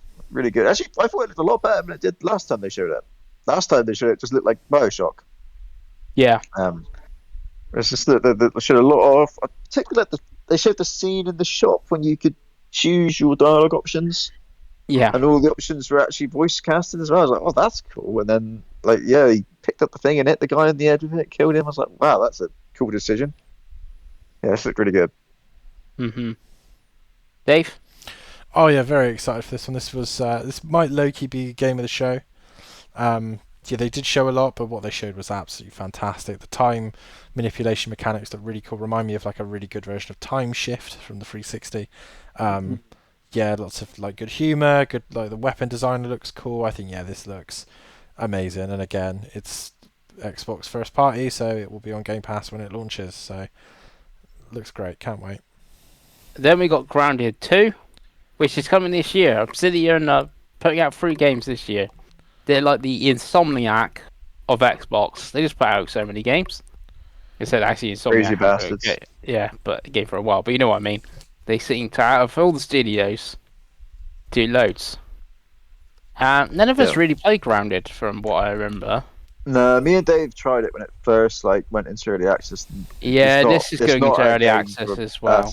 In all honesty, but it's an online. It's got its audience. It? Yeah, it's definitely got an audience. People love it, don't they? So. Yeah. What people do love is more horror. Cronus: The New Dawn, that was shown, coming fall 2025. From it's very good again. Mhm. We've seen it before, haven't we? But yeah, it looked really cool. This year, so that's exciting. I assume this will be next year. Yeah, because Blooper, it wasn't that long ago they put out Silent Hill 2. It was last year, so. They're obviously growing. Yeah. That's pretty exciting. Not for Dave. Then we got Elder Scrolls Online. There's a seasonal thingy coming. I thought they were announcing pets because they were just highlighting all the pets and everything. But there's some seasonal world-changing event that is coming. I guess none of us are going to go boot up ESO. No, not for us, this one. Yeah. Then we got a new game from Don't Nod, which is called... How are you going to say that, Pengi? I was going to say Peloton, but that's not... I'm not really sure. I don't know if you're right or wrong. What a trailer this was as well. I expect it's a silent P, isn't it? It's probably a Philion. Yeah, that sounds best. And right, it's the Banishers team. Okay, that's good. Yeah, Banishers is pretty good. So yeah, there's some sort of weird connection with the European Space Agency as well. Yeah, because NASA, am I right? Come on. Yeah. But no, this looked really cool. Really interesting. It's like a third-person action game with some like climbing mechanics and stuff like that. Don't know, have been weirdly good recently, so I have hopes for this. Yeah. I think this was Game Pass as well, right? So. It was Game Pass. Yeah. Or it is Game Pass. So there you go. Then we got no Ghosts at the Grand. What a weird trailer this was. Yeah, this game has like 6 different genres mixed in. Is it a spray paint simulator? Is it a musical? Is it a horror game? Is it a... I don't know what else. Lots of things. A walking simulator, all mixed in. Very odd. This one. Yeah, kind of cool though. In its own way. Yeah, that's what kind of interesting. It's a strange trailer, but it kind of won me over by the end. Mhm. Dave, do you want to sing in Cat? It looked interesting. Was this a Game Pass thing or was this a just? Yeah, it is Game Pass. Yeah, then I think I'd probably give it a go. I like the vibe. It was very interesting. And I kind of want to know what was going on. So yeah, I thought this was a good trailer. I thought it was a bit different. So yeah. I thought you were going to tell me it's indie slop because Yeah, it's different when it's on Game Pass and you can just try it without paying for it. But it's difficult because it's not. If it's a PlayStation, it'd be indie slot, wouldn't it? Though. So, but then we got Age. It is on PlayStation, Pengi. It's on PS5. Actually, it isn't. It's one of the few that actually isn't. No, it isn't. This is wrong. This is actually wrong. Okay. Yeah. But yeah, I'm pretty sure a few that isn't on PlayStation. Then we got Asian Mythology Retold. It's got a new DLC, Heavenly Spear update, which is coming fall 2025. Did any of us actually play Asian Mythology? If I was going to play that sort of thing, I think I'd just play AoE 2. But you don't want to be like Chinese gods and stuff, Craig. Nah, like I said, AoE 2's kind of got that market by the balls. You know, that's the game that everyone plays. Yeah. Then we got Mudang 2 Hearts. This is very old, wasn't it, Dave? This one. Yeah, I don't know what to There's make not a of it bit of really. you, though, Pengi. Huh? There's not a bit of you. I thought this had some like Metal Gear Solid No, vibes going on. no. Really? This does nothing for me whatsoever. It Okay. was this. It looks like one of those Korean type games that's like, is it actually real? Is it coming out? What actually is it? Yeah, this is what you I could thought we were describe past that as. though. This could describe as AI slop because you don't. I'm not convinced it's not like Yeah, they're entirely just AI like, built at this point. yeah, well, they've just gone on like the Epic or the Unreal Engine's like, right, we need Asian girl, right, add her into the game. There we go. Right, that's that asset put in. So yeah, I think this might even be the worst thing that was at Xbox. I'm gonna go that far. Wow. Maybe I thought it looked all right, but again, like I didn't really know what it Actually, was. no, it isn't. I just thought it was something worse. That was Xbox. Yeah, there's definitely something worth this. Yeah. Yeah, I just thought of it now. Okay, second West. Then we've got Planet of Lana 2, Children of the Leaf. I didn't play the first one. You played the first one, though, Craigie, for us. First one's brilliant. So good. Guess what this is, Right. Craigo? A sequel. Indie slot. We're back. We're back. Yeah. But yeah, the first one was great. I'm sure It's even coming to Xbox One. There we There you go. go, and it's on Game Pass. There you go. Yeah. That's what you want. I think the first one was day one Game Pass as well. So Yeah. Then we got Fallout 76 Gone Fishing. We all going to play Fallout 76? I ain't going Catch fishing. fish? No. No. Bethesda gave me that game free like a week after it came out. I remember, Yeah. and I'd never played it then. Yeah. But I like the pun, so Yeah. we'll take that for what you Then will. we got Solo Leveling Arise Overdrive. It's coming 2026 just to PC, apparently. And I think that actually is correct. Yeah, it's coming. Very weird one. I think it said it's coming to console the year after. I think that's what the trailer Right. said. But it's based Yeah. on an anime, isn't it? I think. Yeah, it's based on an anime. Yeah. So this year for PC, next year for console. Right, okay. Yeah. That does nothing for us, No. I think. And now we've got the worst game out is at the Xbox thing. A Nemo. See, I thought this was a bit of you. I thought this had your name written all over it. No. If I've not played Power World, I'm definitely not playing Power World at Home edition. Power World AI Slop Edition. Oh yeah. Yeah, Yeah, God knows. This will be the best selling and played game on the console, I expect, knowing the world. Yeah. But it's not Game Pass, so you'd have to buy it. So Oh, okay. Yeah, maybe not Yeah. then. You never know. maybe not the next Power World. Then we got Tony Hawk's Pro Skater 3 and 4. Coming 11th This looks July. amazing. The demo is out if you've pre-ordered the game or have Game Pass. I have played the it's the demo. one- I did that this afternoon, Pengi. It's great. No. Be shocked, everyone. It's great. There's 2 levels in the demo. They're both good. The game opens up. The first song that played was Ace of Spades by Motorhead. I was like, oh, this is great. Games used to be so much fun. I'm glad that we've got them back. And this is coming to Switch 2. We even had a Switch 2 logo. Hell yeah! I think it'll run fine on Switch 2. It ran pretty well on. I didn't run pretty well. It ran very well on my Series S. So that's probably Yeah. comparable. But yeah, cool. They've added Teenage Mutant Ninja Turtles in here as well. We got Bam Margera. We got Doom Guy if you pre-order it with the deluxe edition. We've got There's a SpongeBob. SpongeBob. Yeah. It's great shit. Coming to Game Yeah. Pass July 11th. Get in my console. Mm-hmm. That'd be one for you, Craig? Oh yeah, I can't wait. This looks fantastic. Yeah, you can Great play as trailer as well, Michelangelo. with CKY going and it's brilliant.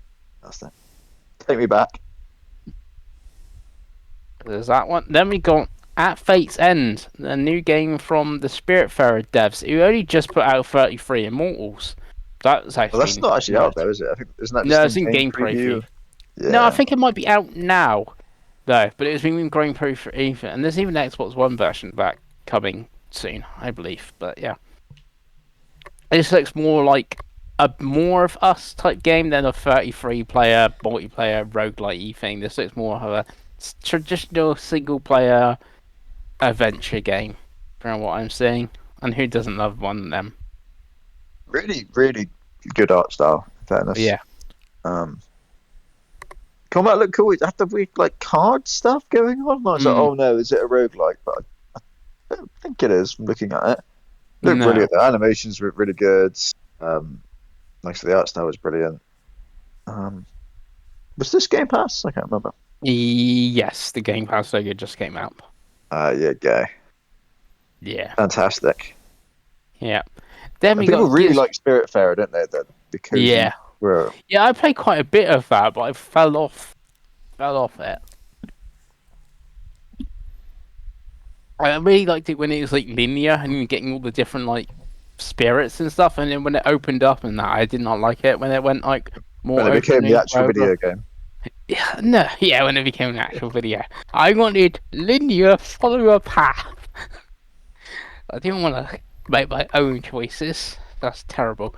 Then we got Gears of War Reloaded, which is already being dated for the 26th of August, and the beta starts this Friday for 2 weeks. Hell yes, I have preloaded the beta, and if you go onto Nice. it plays the intro song that was in the menu for the original game with the countdown to when it goes live. I think you can also preload the whole game actually, which I have done. Yeah, I think you can. Cannot wait to play the beta. Cannot wait to play the multiplayer because it's going to be cross-play, so we're actually going to have people to play with. It's one of my favourite multiplayer games of all time, and obviously me and Craig will do the insane run again and die for an hour at the krill. But Yeah, we will. as the official games Save Slot 3 best game of all time, I can't wait to play again. Yeah, it looks really good. They did a deep dive on their Xbox YouTube channel as well, and they kind of did like comparisons with the 360 version, the Xbox One Ultimate Edition, then this like back to back to back, and it's like, oh, okay, this looks a lot better than even the Ultimate Edition, let alone the free version. And so yeah, very exciting to jump back into Gears 1 again. Nice. Then we got Persona 4 Revival, which has, as it says, I'm blinking and miss it, show off. We had 7 seconds of gameplay in this, Right. and It they was brief, released wasn't they even put a statement out afterwards saying like we just started work on this game and stuff like that, because I think the consensus online has been not very positive to this. People do not like how it looks, and they put a statement out saying we're working on it, we're hearing you, we're also working on the next Persona, etc. But this is Game Pass when it does eventually come out, which I'm guessing is going to be next year, but they put no date whatsoever on it, so who knows. Dave, you love Persona 4, especially do. Golden. What's your thoughts here? Can't wait. Yeah, it looks cool. Yeah. It's going to become... I didn't mind what I played of Persona 3 Reload, but I don't have the attachment to it, and it still feels like an old game. This one is obviously a game I do have an attachment to, so I won't, if it feels like an old game, I won't mind. Obviously, you never know with Persona. This could be like a weird sequel or something. But either way, I will play it. It's on Game Pass. That's what I feel. So- There's also been things, and with the voice cast and everything, like it. Oh, it's not actually a remake. It's you jump into a different dimension in TVs, and that's how Yuri's still in it, because it's not a remake. It's a different game. Yeah, so I'm excited for it, and again, like I said, it's on Game Pass, so it's not even like I've got to pay in addition to what I'm already paying to play it. So, yeah, can't wait. Craig should play it. That'd be a good on your Rogue Ally. It would. It absolutely would. Yeah. Sell the Series S. Sell the Steam Deck. Just Why get would the top of the why would I range. sell the Series S? That can be my TV console. No, because you can dock. You can dock the Ally No, X, it's can't fine, you? Pengi. Dock it. We know that. Dock it. There we go. All in one. You have your handheld. Someone should make one of them a hybrid system. Never take off. Right. Then we got Sea of Thieves Season 17. Smuggler's Tale. Anyone bothered about Sea of Thieves? But how impressive is it? If we go back to whenever the hell this game launched, boys, and said this was going to get to season 17, and go to PlayStation and be incredibly well selling on PlayStation all those years ago, you'd be like, you are fucking mad. Right. It's incredible that they kept this game going and it's still doing so well. Fair play to Rare. Yeah, It's not for us at all, but fair play to them for kind of bringing this back from the kind of death that it started in, and Yeah. What you're saying is, with this and No Man's Sky and Final Fantasy 14, Marathon has a chance when it comes out and it's dead. No, Marathon doesn't have a Well, chance, yeah. Pengi. No, it doesn't have a Bet the house chance. on it, Pengi. I would if I was you. Yeah, so, it's dead. Don't think even PlayStation think it has a chance at this point, really. No. No. Then we had Invincible Versus, which looks like Invincible Mortal Kombat, but I don't know who caught her up off, to be honest, so I don't know if it actually is going to be good or not, but from the trailer, it does look good, and I know nothing about Invincible. You ever seen Invincible? No. Oh, I've just finished season 2, Pengi. You should watch it. It's very good. Yeah, great shit. Yeah, it's fantastic. It's on Prime, isn't it? Yeah. Yes. So when I sub to Prime for Fallout Season 2, I will watch Invincible, yeah. Absolutely. Yeah, it's great. There you go. But yeah, this does look good. Like a good fighting game. Yeah, it's cool to see this game, this universe getting a video game, definitely. It's not for me, but it'd be interesting to see. It's got free tag thing going on, isn't it? Like who else are having the cast and all of that. So yeah, it looked really cool. Yeah. It's kind of a shame that it's going to be coming out around that Marvel one as well. But... Yeah. Well, it's just coming 2026. One could be January, one could be December, couldn't it? So yeah. It's all about the price and the content. Same as the Marvel one. If it's well priced and it's got content, it will do well. If it doesn't, it won't. It's kind of how I see it with fighting games now. Yeah. Then Xbox showed Final Fantasy VII Remake Integrate, which is coming in November. So I'm guessing that's when the Switch 2 version is coming as well for that. Yeah, I'd assume so. Assume that's whenever the deal is going to happen, right? Yeah, and then also Final Fantasy 16 is out today. It's out now, Craig, but we've already played it and you hated it today. So I have downloaded the demo for 16 to see how much I hate myself. To see if it really is still awful. But I'll let you know. The save carries over if I like it. I don't think I will, but you never know. I liked Death Stranding when I played it second time, so. But it's just cool. These games are coming over. I think I might buy Remake on Xbox when it comes out, because it is Xbox Play Anywhere, so it is thus also the PC version. It's Play, yeah. So I am quite tempted because it does run on deck, yeah. Yeah, and it's one of those. I'm like, do I want to get it? It's either that or get it on Switch, on Switch 2. Sorry, because I would like to replay Integrate and then maybe try and give Rebirth a second chance, and just see if it's just because I wasn't enjoying playing those types of games or just wasn't enjoying the DualSense or whatever, right? Because I know that for me that's a thing sometimes, but I'm intrigued with the Final Fantasy games. I can't believe they're finally here. I can't believe we finally have Final Fantasy 1, 2, 3, 4, 5, 6, 7, 8, 9, 10, 11 an online game, so it doesn't count, 12, 13, 14, 15 and 16 and the remakes for 7 and 10 too, bloody on Xbox, which is kind of crazy, right? So I believe it is only PC that has more Final Fantasy games now than Xbox. Most probably because of backwards compatibility. That's probably where the PlayStation is let down a little bit. But yeah, crazy that we finally got there. Where are you going to play it now, Craigo? Because that's on your backlog, isn't it? Final Fantasy VII Integrate. It was last year. I don't think I put it back on it this year. Did you not put it back on? I should know, because it's at the bottom of the dock, isn't it? So I should. But I do want to play this because everyone says it's amazing. No, it's not. Probably still on PlayStation just because it's on. If it stays on, if it stays on Plus, because that's always my thing. I forget. It's like Yakuza on Xbox. I forgot that they were leaving, and now I'm like, oh fuck, I'll have to play the ones that I own. But yeah, if it stays on, I don't. Plus is always a bit weird because I don't know how long stuff stays on there. Sometimes, like you sometimes get like GTA's on there for like 2 weeks. It feels like, and then some games stay on there permanently. But you definitely need to play it. It's a good game, no matter where you play it. Yeah, I definitely do. And it's good that this has finally been announced because like every year you see people go, "Oh, it's just a year we're gonna get Final Fantasy VII remake coming to Xbox." But yeah, we've had Crisis Core for ages, haven't we? That was the problem with Crisis Core when it just about the first one came out. So I remember I think did I get me and you codes for it, Craig? I think I did. Yeah, really good. So it's like, oh Really yeah, good. it's like that's been on Xbox for ages. The original game's on Xbox. It's like, where are these remakes? Yes, and then we had Keeper from Double Fine, which is coming October. Another game in October for us all. Where it looks like you're playing as a lighthouse. It does look like you're playing as a lighthouse from Double Fine. So, I mean, I love the fact that Xbox are letting Double Fine still make weird games like this. It looked I really wanted cool. I wanted XL from them. No, personally, but you know. I thought this looked really cool, like really Yeah. cool, like so fucking weird. But all their games are.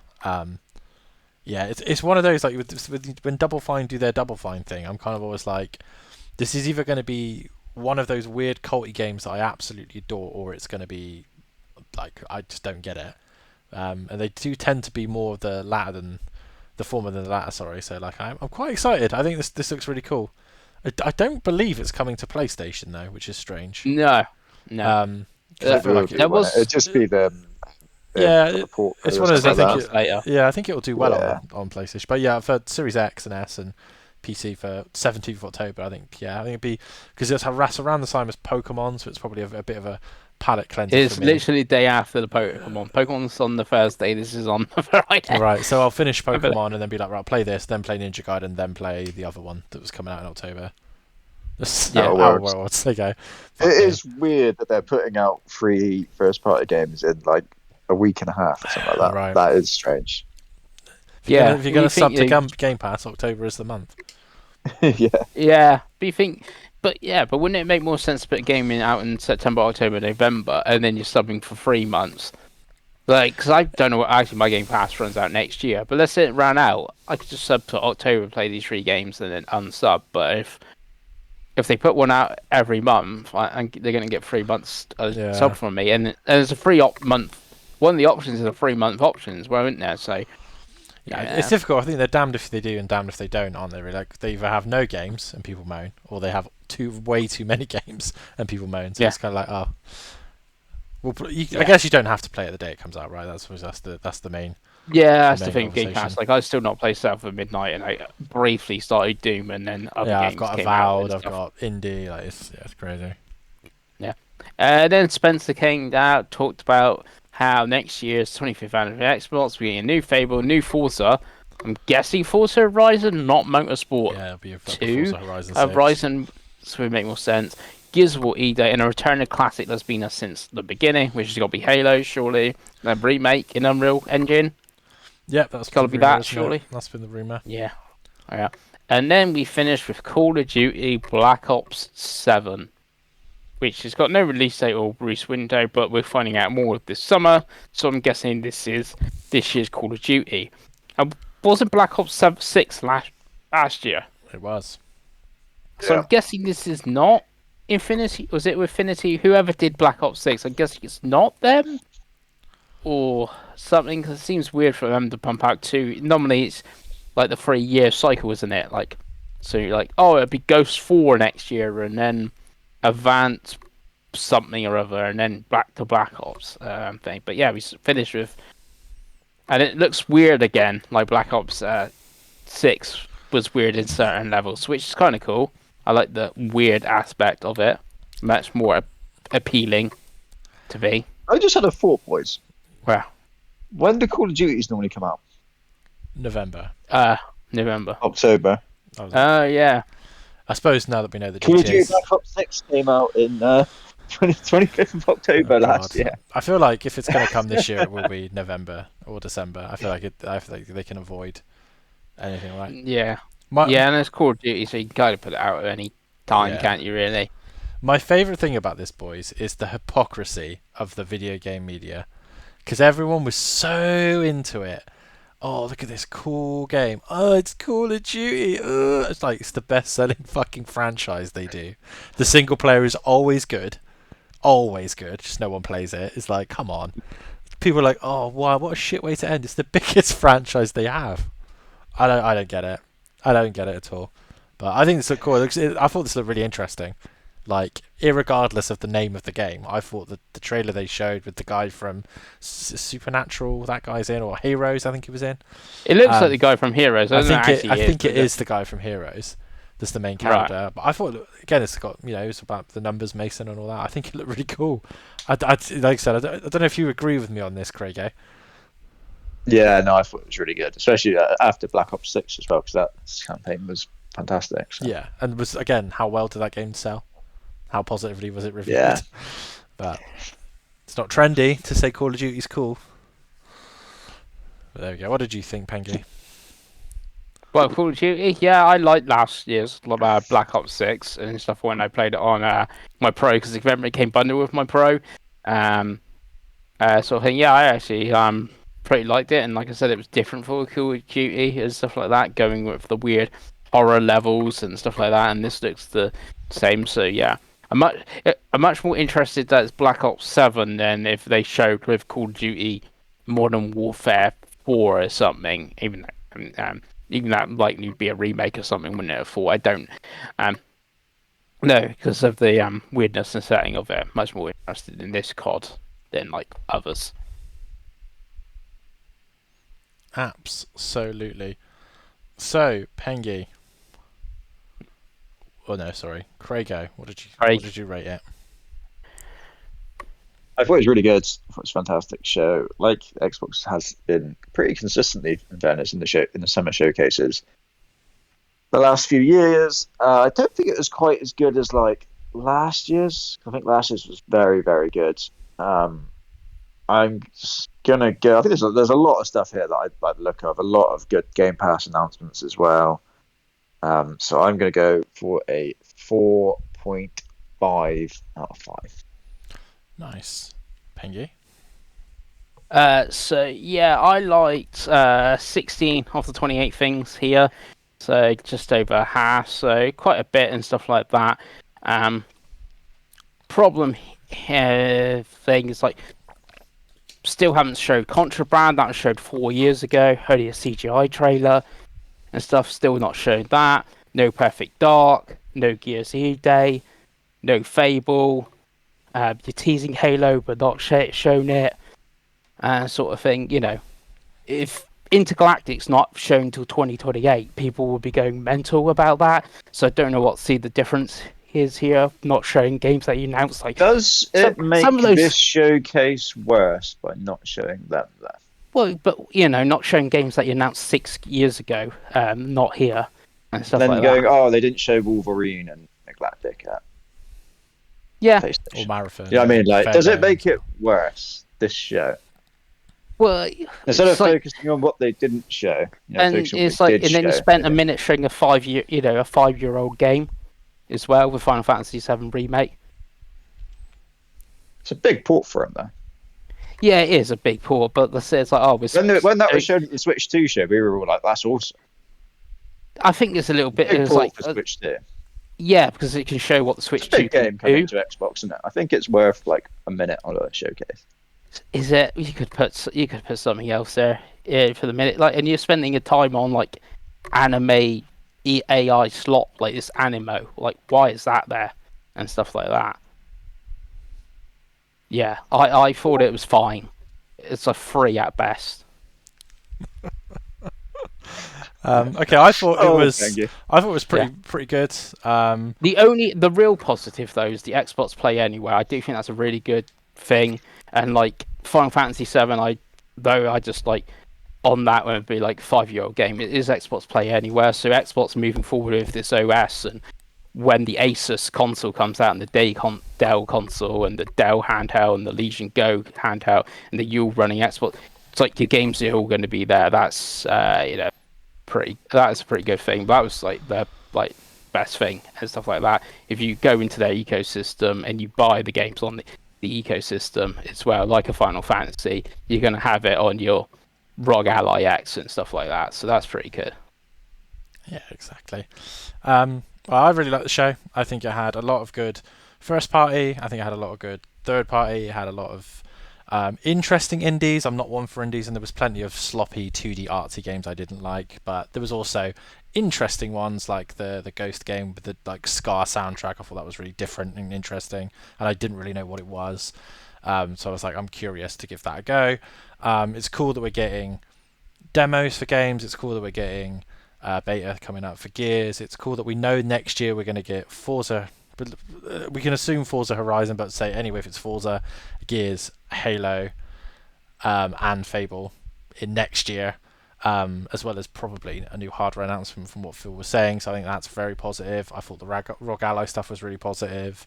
Again, it's what we've asked for the last 6 months. It's an OS that runs properly on these handhelds. That's clearly their strategy, is to get the games in everyone's hands.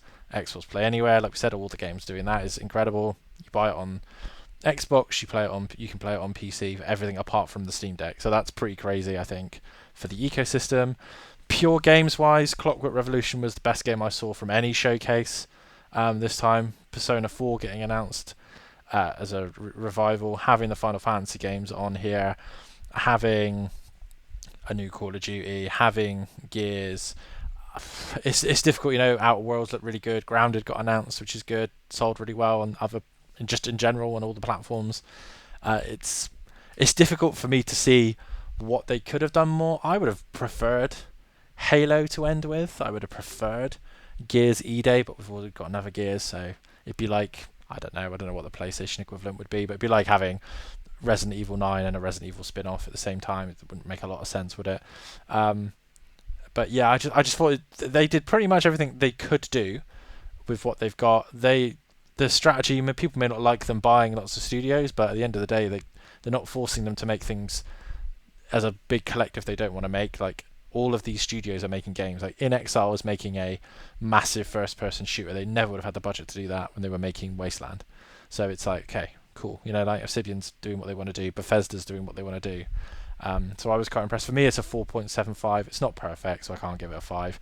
But it's especially this weekend because nothing was even close for the other 3 shows, for me personally. But yeah, really good. Again, I think Xbox was on a little bit of a tear the last probably like 12 months now. If you look at the games on Game Pass that they've put out, again, I know they bought studios, but even so, like having Avowed, South of Midnight, Indiana Jones, Towerborn, like, the list kind of could go on really because I can't remember half of them. But yeah, I thought it was a good show. So I think overall those shows were what they were. I don't think they would ever be as good as I will say, even though, like, to me the PlayStation one's the best, I think, 4 out of 5. I do think overall this weekend, in general, pretty bad.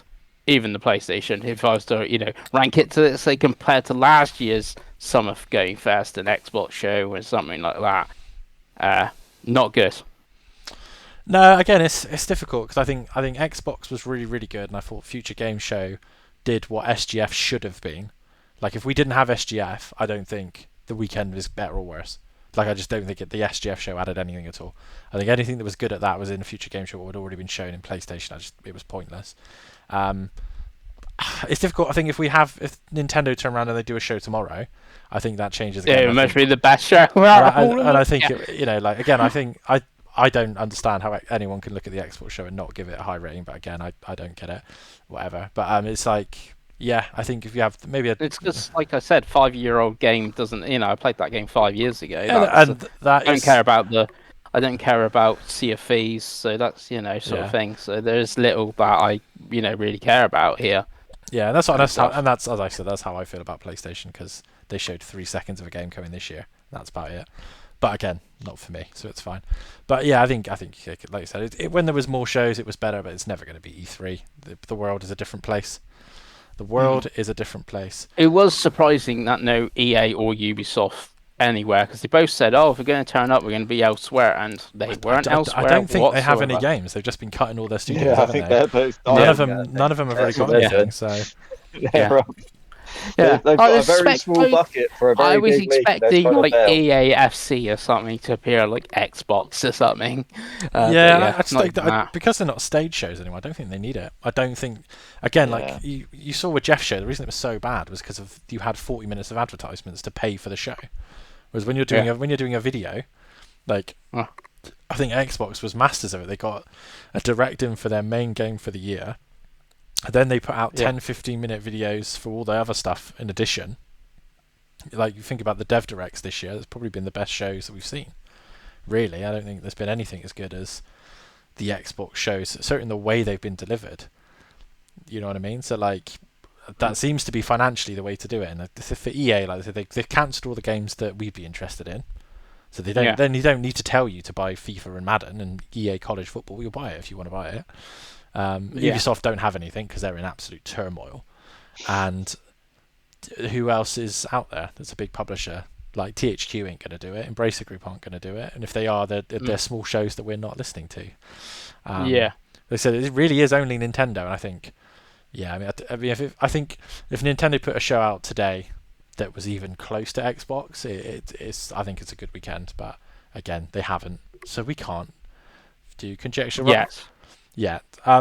Right, so we're going to end the show because it's 2 hours and 20 minutes. My laptop is clinging on for dear life, so we're going to do a big Switch 2 blowout next week because we'll have played it more, and obviously we can talk about all the things we bought and played. But yeah, if you got this far, let us know what you thought of Summer Games Mess this year in the comments below, and give us your rankings for the shows, and we will see you for our Switch blowout next time. Bye.